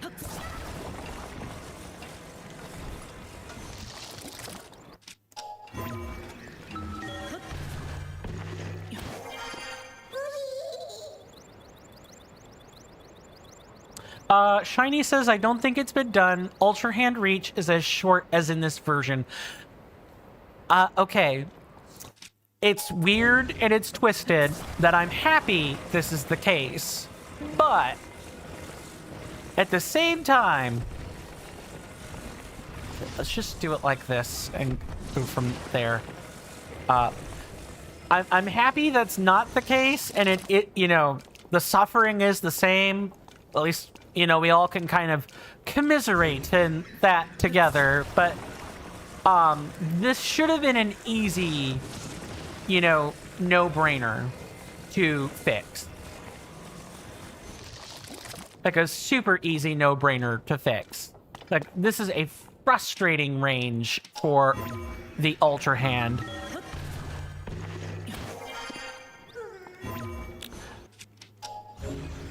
How far are we?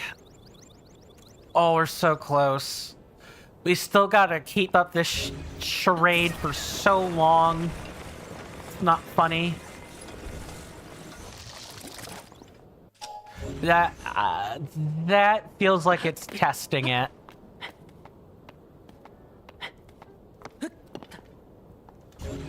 Okay. New height unlocked.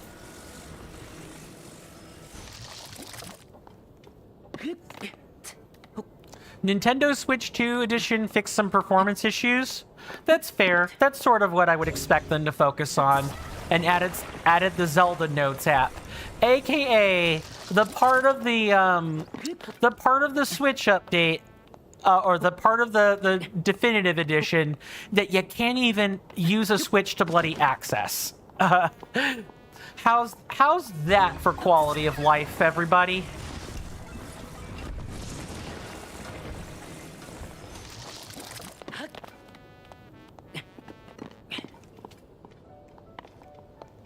I think the Zelda, if they had just not announced that as part of the definitive edition, and advertised the Zelda Notes as like their own thing, I think I would be less personally miffed by it. But because it's part of the app, or it's as advertised in the definitive edition, I don't know. This one's not even a Nintendo thing. This one's not even like a strict Nintendo thing. Are we done? Are we out of this hellscape?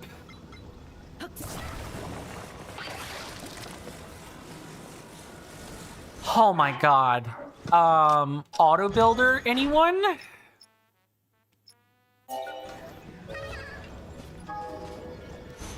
I don't need to build it. I need to favorite it. Because having something on a stick or a stake is going to be really it's going to be much easier going forward.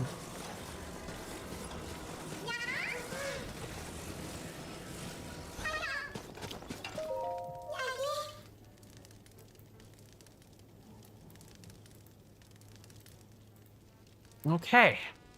All this to say it's over. My goodness. Thank you for bringing my friend. Yeah. I hear you. You're welcome, Mr. Koroks. Both of them. Bye.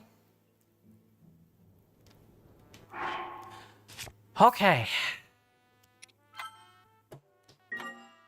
Another day, another long grind with grabbing the Koroks. Let me catch up on comments here, and then I will go ahead and wrap up for the stream today. See, is my good friend Mr. Monkey Funk live? Doesn't look like it. Looks like he maybe is more of a Tuesday, Wednesday, Thursday person. I'll definitely need to find some folks on Twitch the rest of the time. I did used to have a good stream associate. His name is Reaver Bone. He used to be around, and I think the stress of life really just kind of got to him. He is coming back eventually, but I think he's trying to get the Gecko camera to work right. Not 100% sure. Shiny says they'll be honest. Nintendo Switch 2 edition is not worth it unless you're a content creator. Hi, that's me. Or speedrunner, and even then, you know, part of me wonders if it's even worth it for content creators. Like, if all it is just smoothened animations, performance issues, and the Zelda Note app. I'm sure there are other things that weren't listed. After all, that was not an exhaustive, you know, statement you made there, Shiny. Like, nobody can really make an exhaustive statement on that. We could go look up the Nintendo Switch 2 edition's patch notes or entry for the exhaustive list. Not asking for one. I'm just pointing out that it's a non-exhaustive list you have there. Even then, that's what, an extra $70? Because the Nintendo Switch 2 is $450 US. And then if it's not Mario Kart World, then we've been told the games are around $70. And that's for like the virtual key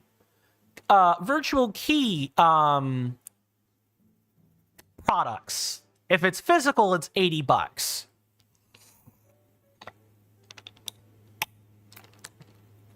Sorry to take a drink there.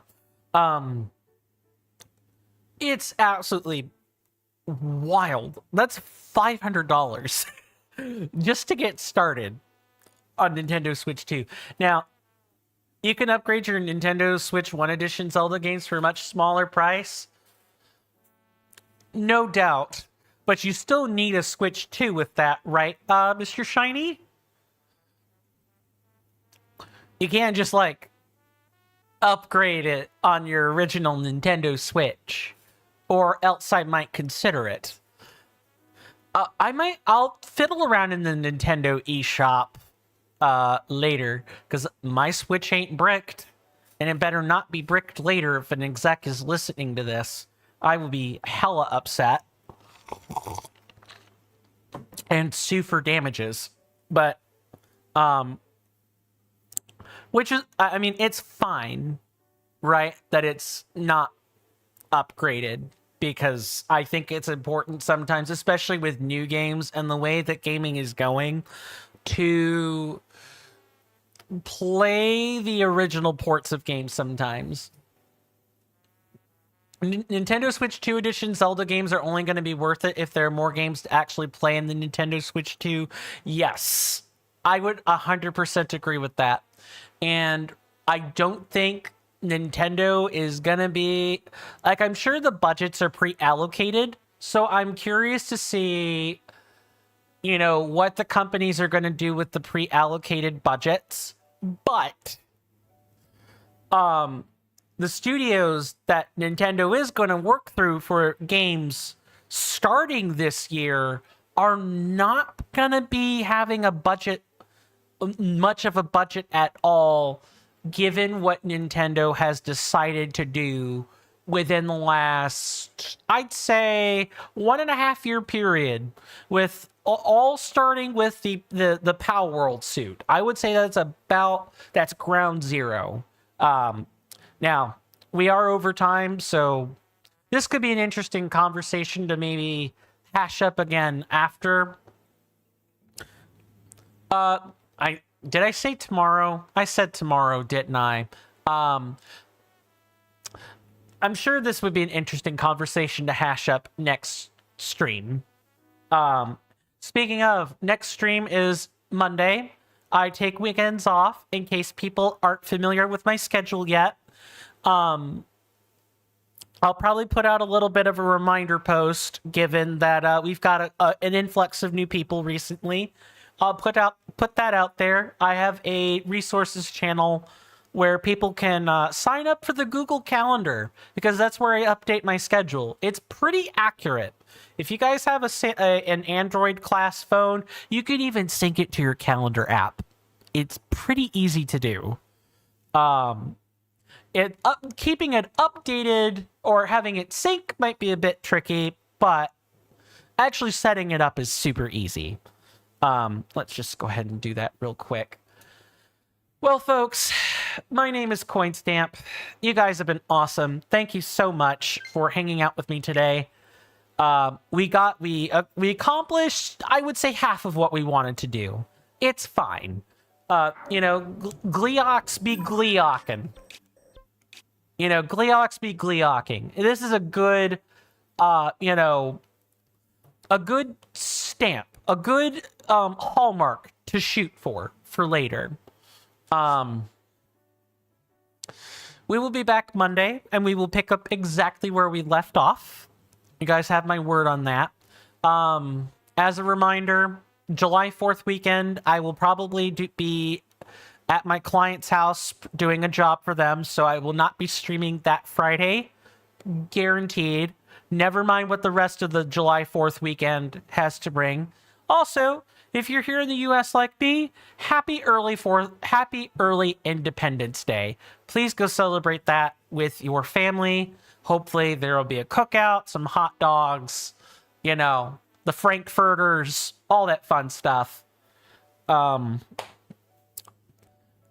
This has been an awesome Tears of the Kingdom stream. Absolutely awesome Tears of the Kingdom stream.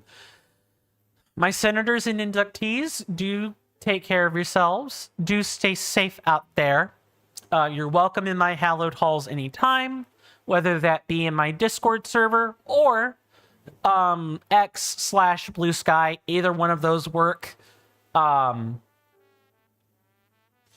with that, you know, see you guys next time. And with that, goodbye.